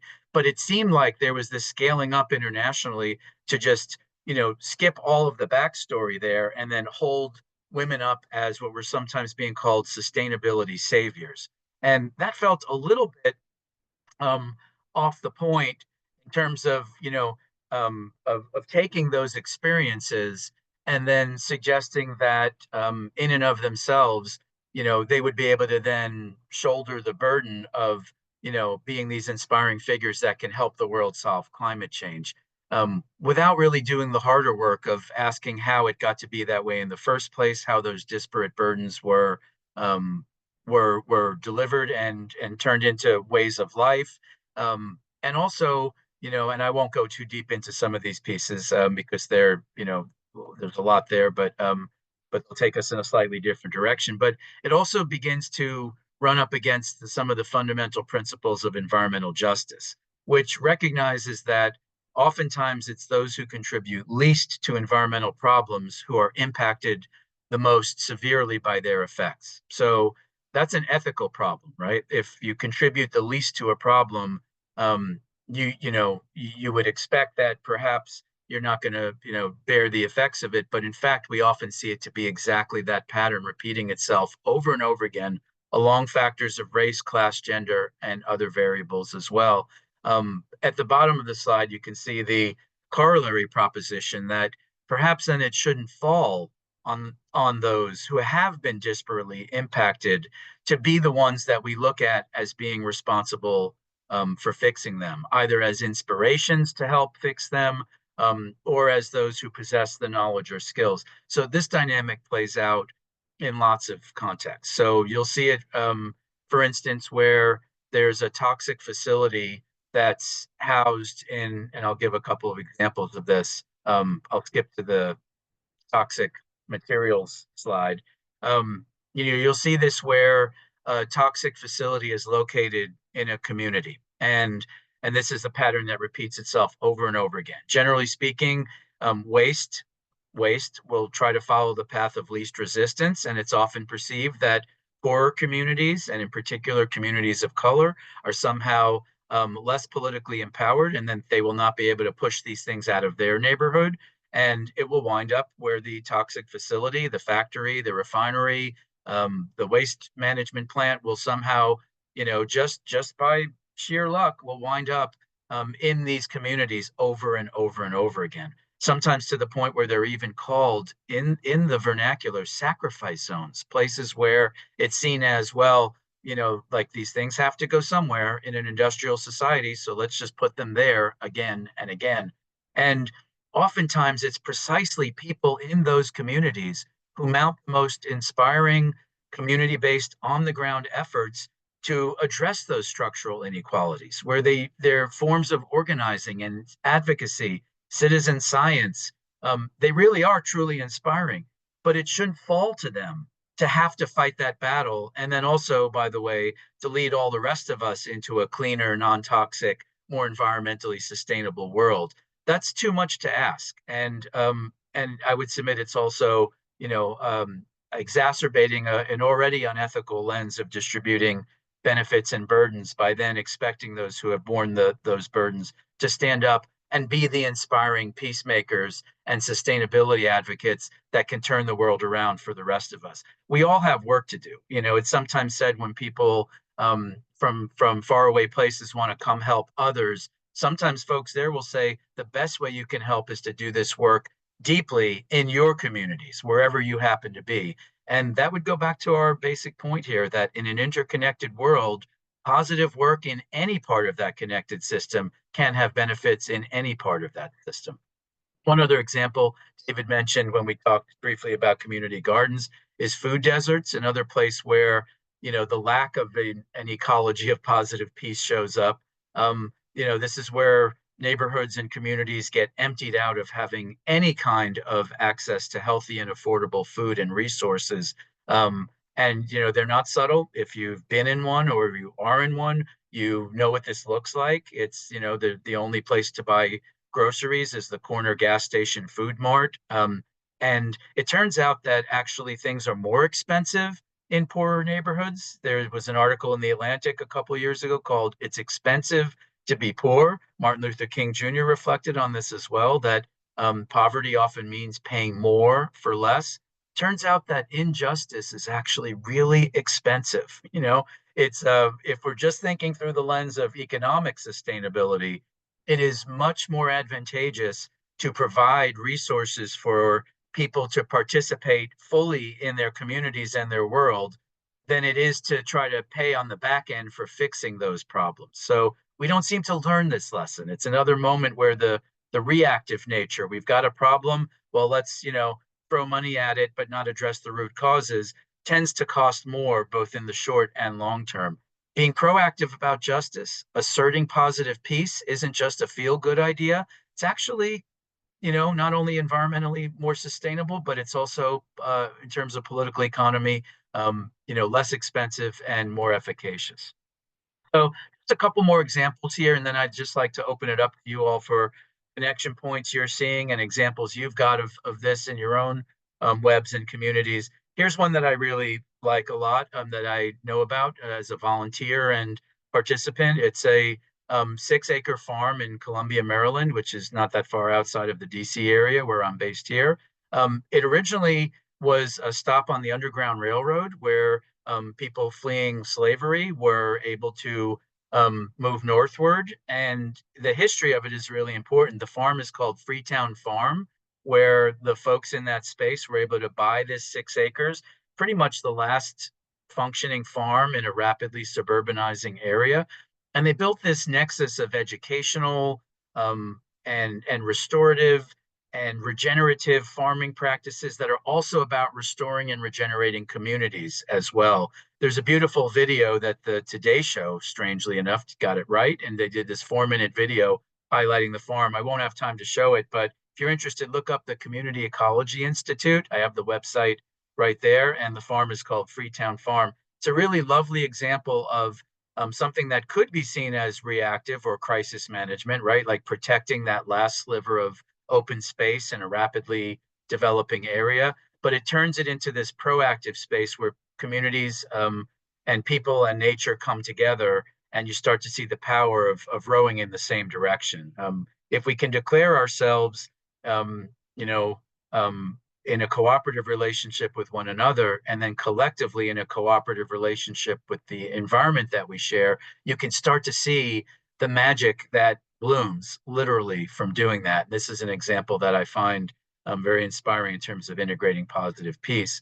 When I did this question at a conference a couple of years ago, I asked people what is grown in a garden, what is cultivated actually in a garden. And of course, food was the first response, but eventually the group got to all of these other things. This is, David, at the other harvest that I mentioned earlier. Turns out that what you grow in a garden, and by the way, it doesn't have to literally be a garden. It can be a figurative garden as well, a space where people get down to something basic together and begin planting seeds of a better version of the world, right? That logic can be applied in a lot of ways. The garden is a very visceral example of that, but it's not the only one. And what you find is you also, in addition to food, you're growing community, you're growing resilience and resistance, you're deepening your connection to place and amplifying the capacities of placemaking. You promote health and well-being for the participants. People rediscover a sense of agency, that we're not just, specks of dust being pulled along by the winds, that we matter and our perspectives and our experiences matter. It can bring a sense of hope by doing this. Like planting a seed is a very optimistic activity. You are hoping that it sprouts. You are in it for the long term. You won't see an immediate benefit. You do have to maintain a sense of optimism for the future. And then, of course, reweaving our bonds of mutuality with one another is a wonderful gift that comes through these kinds of experiences. And just as I move toward closure, to leave 10 minutes or so for us to open it more widely, some of the attributes that emerge in doing this work over the years, look like, if you want to add some theoretical dimensions to this work, that the dance between structure and agency, that we exist in collaborative, cooperative structures, but we also matter unto ourselves, that it's a both and, right? Like we can maximize our individual autonomy, our sense of self, best by experiencing solidarity and community. They're not antagonistic forces. They can be harmonized. And I see that clearly when I engage in examples like this. We can also begin to reconcile our various polarities of power and privilege and start to recognize that all of us have unique skills and gifts and perspectives that can be brought to bear when we're building the garden, literally or metaphorically. And then, of course, as noted before, that sense of mutuality, the reciprocity that begins to exist between people planting seeds, the bounty that is shared, and how all of that scales up into our lives. Last example, super quick, the Greenbelt movement in Kenya. You might know about this one. A fantastic example of, planting trees as a strategy of environmental conservation, but also as a statement of peace building as well. And it's one that you may be familiar with, so I'll just leave it there as a seed to plant. And some of this, I spent years trying to weave some of this together in a book that's now 10 years old called Peace Ecology, where, we're really thinking through not just going back to some better time or imagined time, but actually working forward into a world as we find it and being rooted in the fact that there are a lot of healthy and oppressive and destructive forces that we have to confront. But within that and among that, we also have a chance to have a re-expression and a reflowering of human dignity that we can find if we work in common purpose. So thanks for letting me share. I know that was a lot. I appreciate the time and space, and I'm happy to use whatever time we have left to converse. Thank you, Randall. It strikes me that it is kind of an irony that these things that we're focusing intentionally on, there was a time in our society where they naturally happened out of necessity, right? Communities getting together and sharing spaces and gardens. I remember who wrote the book Bowling Alone? What was the book? Robert. Yeah, 30 years ago, talked about how communities were fraying, right? People were not going to PTA meetings and people were not going to Rotary meetings and all these things were not happening anymore. And I think he was right. And I think the technology and the internet kind of exacerbated that to some extent. And now we're recognizing the value of going back to those things. But also there were risks in that too, because there was a limit. Some of those were exclusive groups and exclusive communities that we can go back to that kind of way of thinking in a better way, if that makes sense. Yes. Yeah, I think for me, I'm trying to plant a flag here for a more expansive version of doing it yourself together, right? That we don't want to go back to the old version of, community that by definition excluded many from being participants in those communities, right? That's not the model. So it is not a going back version of things. And there's no doubt that there are many factors in our lives, you know, from the technologies that we interact with, to the way that we generally procure the resources we need for survival, to the even just basic things like we're all supposed to be individually responsible for our own health and well-being, as if that's not a collective endeavor, you know, or that we're all supposed to be our own, you know, banks and insurers and you know, pay. I mean, it's like we've cut these things up that obviously can't be done as individuals, that we need collective engagement. And the reality is that it's actually there. We just don't talk about it as much. You know, we get so overemphasized into the, you know, the influencer mindset that we're all supposed to be, you know, some unicorns that are, you know, completely like as if we got to where we got independent of anyone else along the way, that just somehow magically we've manifested these lives. And of course, that's not the case, right? No. So the question is, can we bowl together, but make sure the bowling alley is open to everyone? Exactly. So questions, anybody else? Just open your mics. We're a small group of about 14 now. Share your thoughts or your ideas. Rachel put in just commenting how great of a presentation it was and very informative.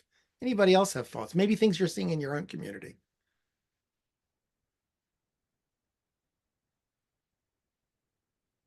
Anybody? Oh, you know, I'm not beyond calling on people too. People should fear me. Unless they walk away, something like that. Well, There you go.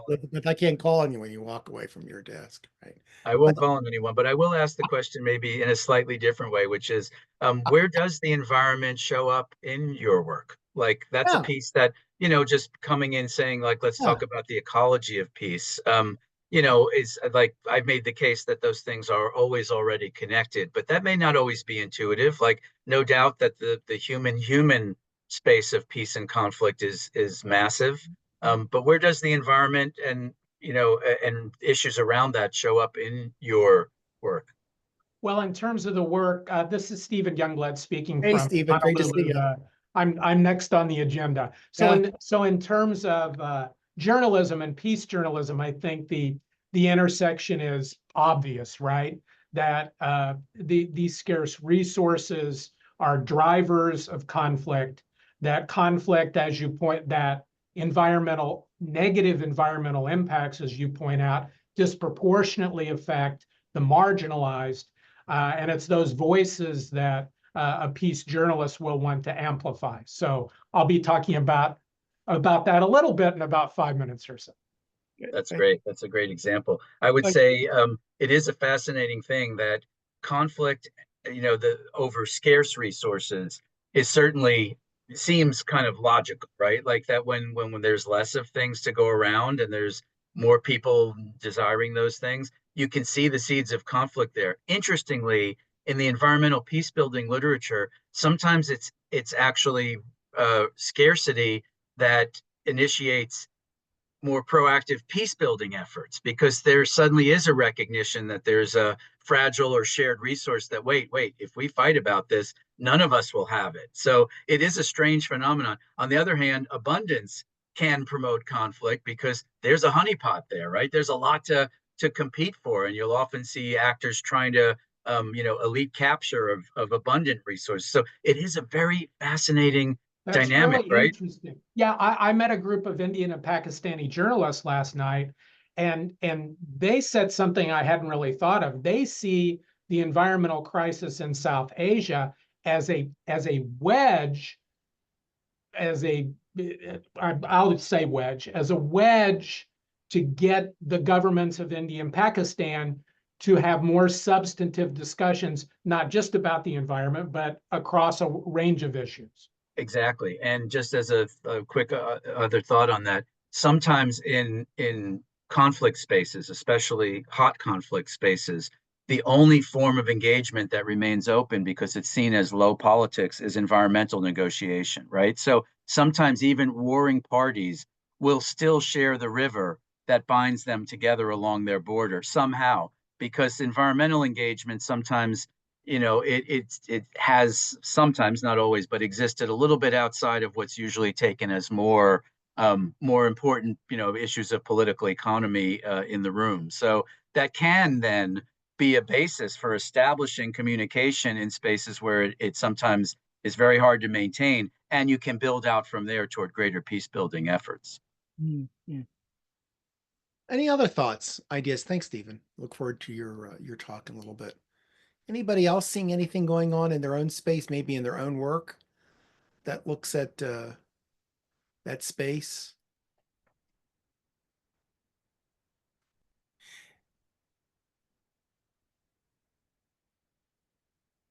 I want to share with you something that I'm doing, so there's an organization in Maryland called the Chesapeake Bay Trust, and the Chesapeake Bay Trust gives grants to homeowners to change their gardening practices, provided they plant native plants. And so I got a grant and changed much of my property to native plants through this grant. And this is an idea to create a community within the city. I live in the city of Rockville, so I live in a city that we're all trying to be connected in having native plants, right? There's a big effort in my city for indigenous, get away the invasive and so forth. But it's created this community space that we know each other and we know each other's doing and so forth. We're all kind of part of this effort in a sense. And it's really coming from this Chesapeake Bay Trust, just like a lot of Chesapeake Bay. The biggest natural resource in the Maryland area, and Randall knows this, is the Chesapeake Bay. We don't recognize it's just there, right? We don't recognize how critical the Chesapeake Bay is. So that's something that I know is going on in my space, that those kind of things. We don't recognize how that is creating that sense of community that Absolutely. And I know we have to wrap up time-wise. I'll just say sometimes it is precisely that kind of iconic cultural feature where it's like people identify with it and they may take it for granted because they see themselves as somehow their day-to-day lives are disconnected. Although, like, if you care about the watershed and if you care about food sources and if you care about agriculture, right, these things all matter. But because we usually are distant from it when we buy something at the supermarket, it doesn't carry the imprint of all that. But when you get into the point of like what defines people in place, it often is an iconic landmark like that, right? It's the signature mountain peak. It's that, the consciousness of being people connected like through and to the culture of the Chesapeake, whether they practice it daily or not. That's a pretty profound thing. And that can sometimes be an invitation for people to think about these issues as well. Yeah. So Sarah Bowman put in something. Starhawk was saying that Republicans and Democrats are working together to clean up the forests in California in their local communities. It didn't matter their politics. Okay. It doesn't, we all breathe the air and drink the water and eat the food, right? We all rely upon stable climates and not experiencing the full-on effects of a changing climate. Like, those things are true regardless of party affiliation and political ideology. And that piece can become a way to maybe establish bonds of solidarity that can help us with peace building. And yes, Sarah, Starhawk is actually an incredible ecofeminist and community builder, and someone whose work has helped inspire what I've been doing as well. That's great. All right, Randall, thank you so much. Another round of applause. Thank you for being here, and thank you for when I call you, you answer and you participate. I really appreciate that, Randall. So Yes. we're going to take a little bit of a break now before we bring in Stephen Youngblood to talk about peace journalism. It's about 1 minute after 3. Let's take a 10-minute break if we can. Come back in 10 minutes, and then we may be able to finish up the whole day a little bit earlier. So get up, walk around, grab something to eat. It's really coffee time, at least where I am at 3 o'clock. So grab yourself a cup of coffee, but you won't need it to stay awake because I know Stephen's going to do a great presentation talking about. Stephen, are you in Hawaii now? Yes, I'm. It's 10 a.m. Here in Honolulu, and it really does look like my background, unfortunately. And it really is 80 degrees here, but nothing more from me on that. Sorry. All right, all right, all right. Have you done any work with the University of Hawaii, Manoa? I know people at the Matsunaga Center really well. What was Well, actually, I just had a meeting with them about a week ago, Okay. and we're really working to try to broaden the cooperation between UH Manoa, Matsunaga, and the East-West Center. So Okay, I'm sort of the point man on getting that started. All right. Well, I can give you some insights if you'd like. All right, but I'm gonna take a break too. Step out, come back in about 10 minutes, and then I'll turn it over to Stephen. So real quickly, let's make sure that my screen share works. Okay. Oh, I gotta put you. I mean, let me make you. Okay. You're good? co-host. Yep. You're welcome. Yep. You're co-host. All right. We're good. Okay. I'll be back in a few. Okay. Thank you.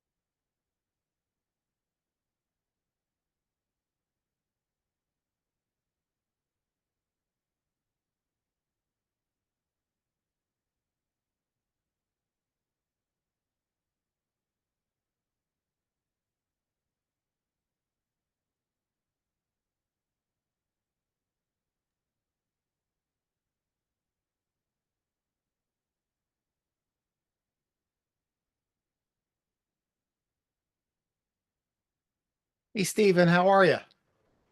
Doing just fine. I've been here about 5 weeks now, and It's not yeah, Missouri. they threw me into the deep end because I have a big project that Great. starts December 1st, that I'll talk a little bit about. It's fantastic. But it's not Missouri, that's for sure. It's certainly not Missouri. And it's not Moldova. When did you finish up in Moldova? So I finished in Moldova in May, actually. Okay. So you've been there. Yeah. That was for the whole academic year. So yeah, that was pretty interesting too. Now, But are no, you still have projects in Moldova, notwithstanding the fact being at East West now, or what? So the East West Center, as you know, deals with the Asia Pacific region pretty exclusively. So the overlap is the work that I've done with Indian and Pakistani journalists that I'll talk a little bit about. Okay, great. But the center has encouraged me to continue to do some of my old projects. For example, to produce the magazine. I'm going to keep doing that. To do events like this, and so on. So I still have at least one foot in my old world. So you can keep the peace journalist going. Yes, I was very concerned about that, but yes, they're going to let me keep doing the magazine. That's fantastic. So it won't be published per se by the East-West Center, and the opinions, blah, blah, blah, in there are mine, but they'll allow me to publish it, to put my name, Stephen Youngblood East-West Center, on there. That's so great. Yeah, it is great. Well, I am, let's see, what time is it? I can call everybody. 13 after. I'm going to call everybody back, so hopefully everyone can join us. I just don't know where I put my phone and my watch and clock. I'm trying to everybody join us, Stephen doesn't know this has been a tradition. Last year, our next to last presenter was also from Hawaii. I don't know if you know Pulani Ennis at the Matsunaga Center.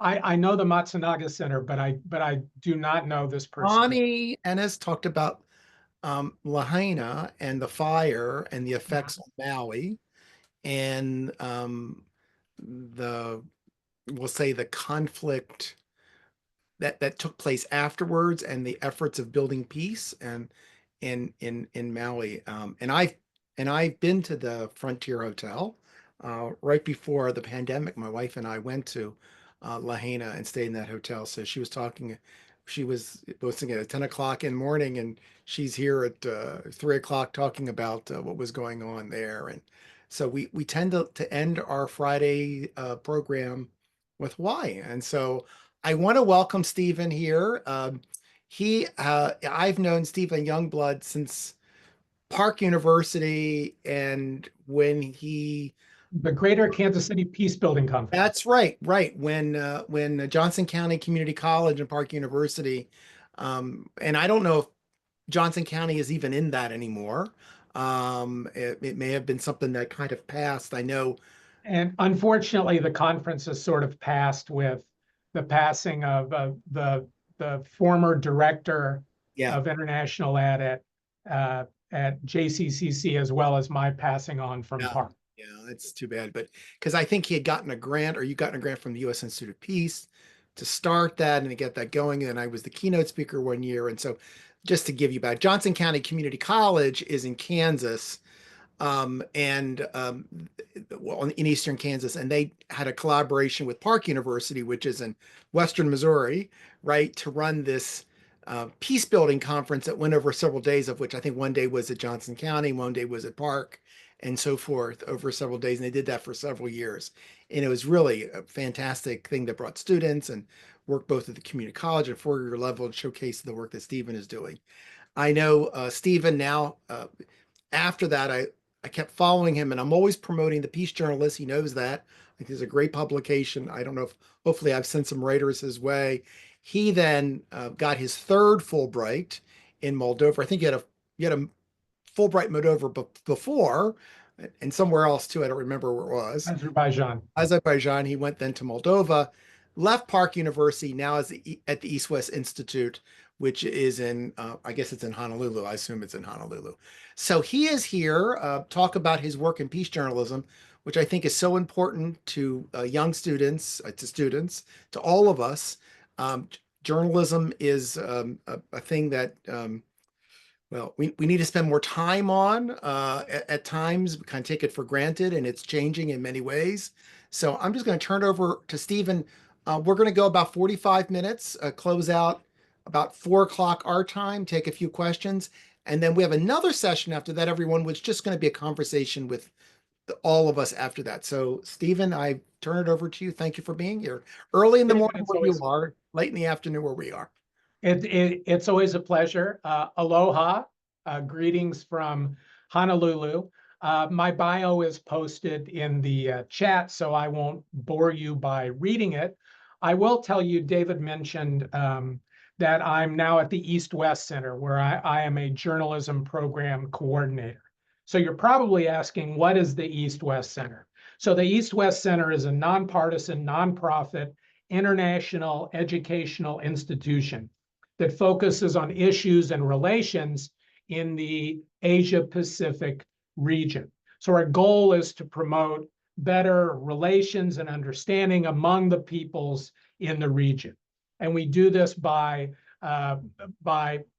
providing an education program that houses and supports international graduate students, research programs that research issues of importance in the area. Certainly in the Pacific Islands, climate change is right at the top of that list.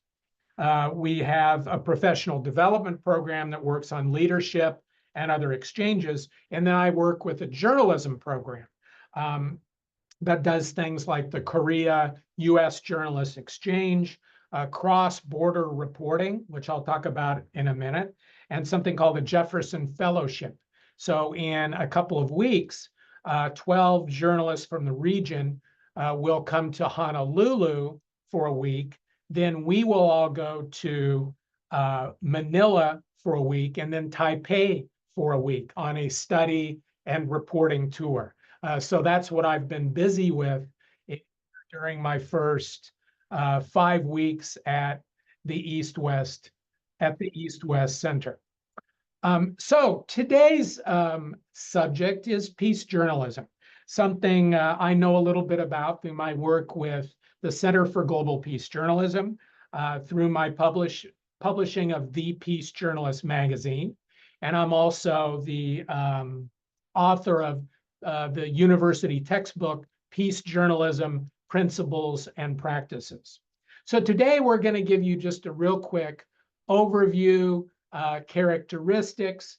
If we have time, we'll do a little case study examining war coverage with peace journalism and so on. So where did peace journalism come from? Contrary to incorrect popular opinion, I did not invent peace journalism. In fact, peace journalism traces its roots back to the 1960s. The Norwegian academic Dr. Johan Galtung. So Dr. Galtung and his colleagues looked around at that time and didn't like what they saw in the world of journalism.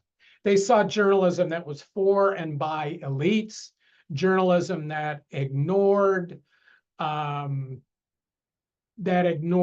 what should I say, everyday people and their concerns, journalism that was often inflammatory.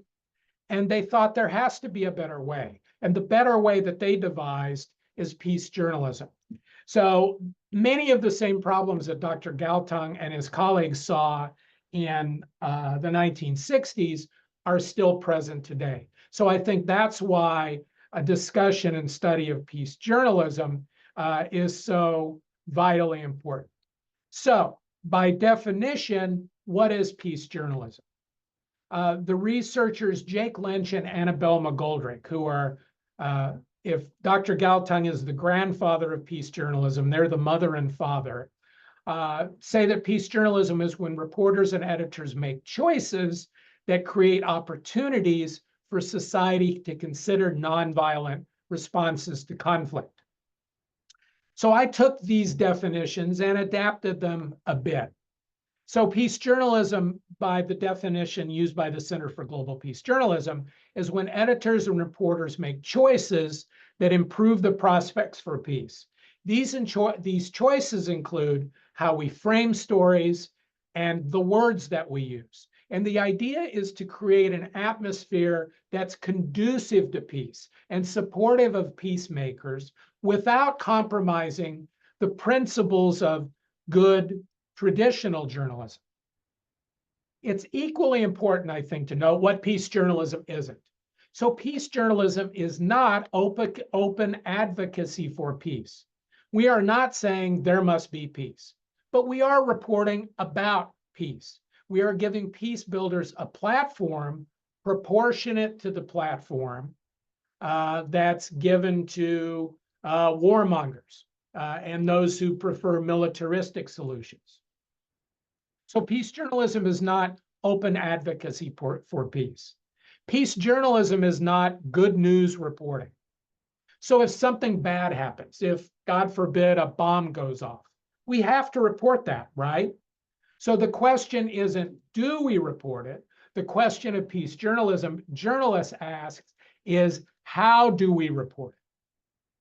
Sometimes the best we can do is to not make a bad situation worse. And so that's one of the questions that a peace journalist asks. Can we not make the situation worse? Can we not use inflammatory language? Can we avoid trying to further polarize people politically? Can we avoid language that angers and polarizes?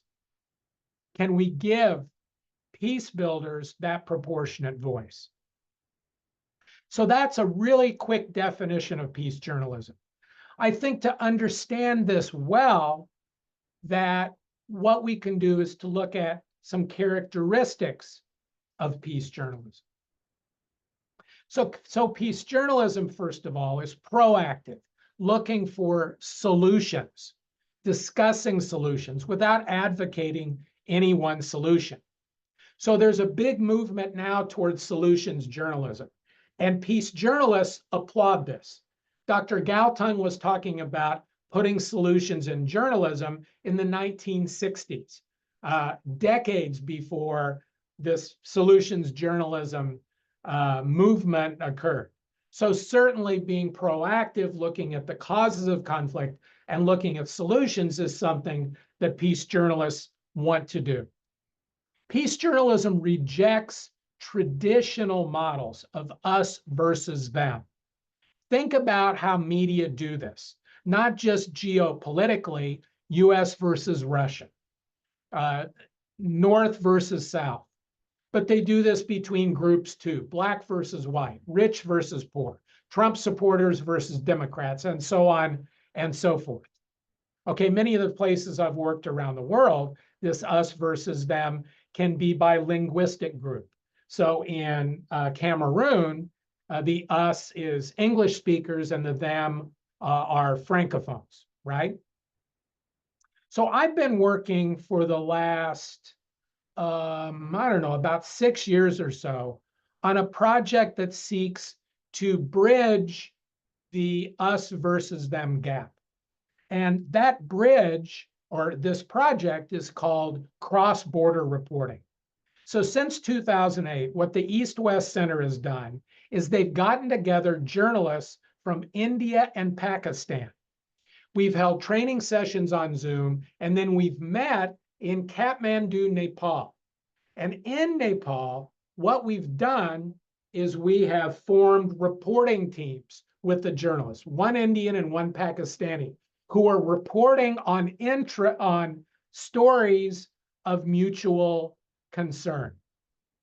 You know, of all the projects I've worked on, this is arguably the most interesting and the most successful, because this has built these long-term relationships between the Indian and Pakistani journalists.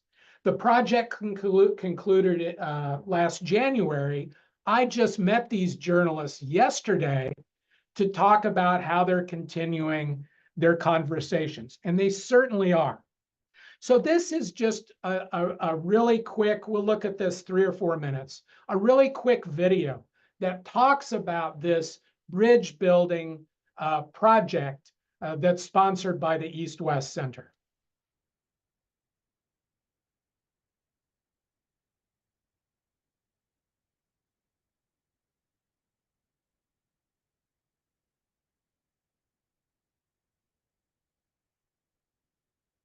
Although I have been covering the entire Asia Pacific for many years now, I have never ever gotten a direct chance to collaborate with a journalist from my own neighborhood in Pakistan. It was first time in my life I met with Indian journalists, and especially from the journalist from Indian held Kashmir.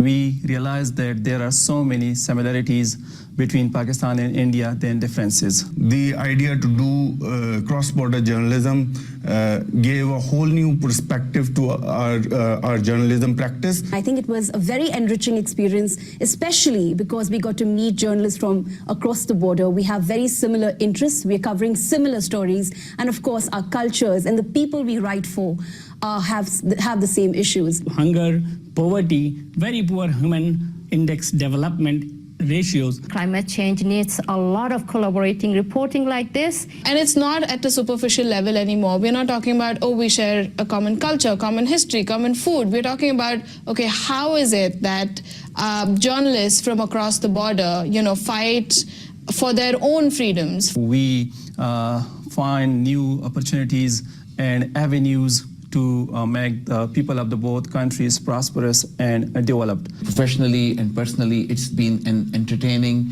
enlightening, and refreshing experience. So it was amazing experience. I learned a lot, and I'm looking forward to meet again with my Indian colleagues and Pakistani colleagues together.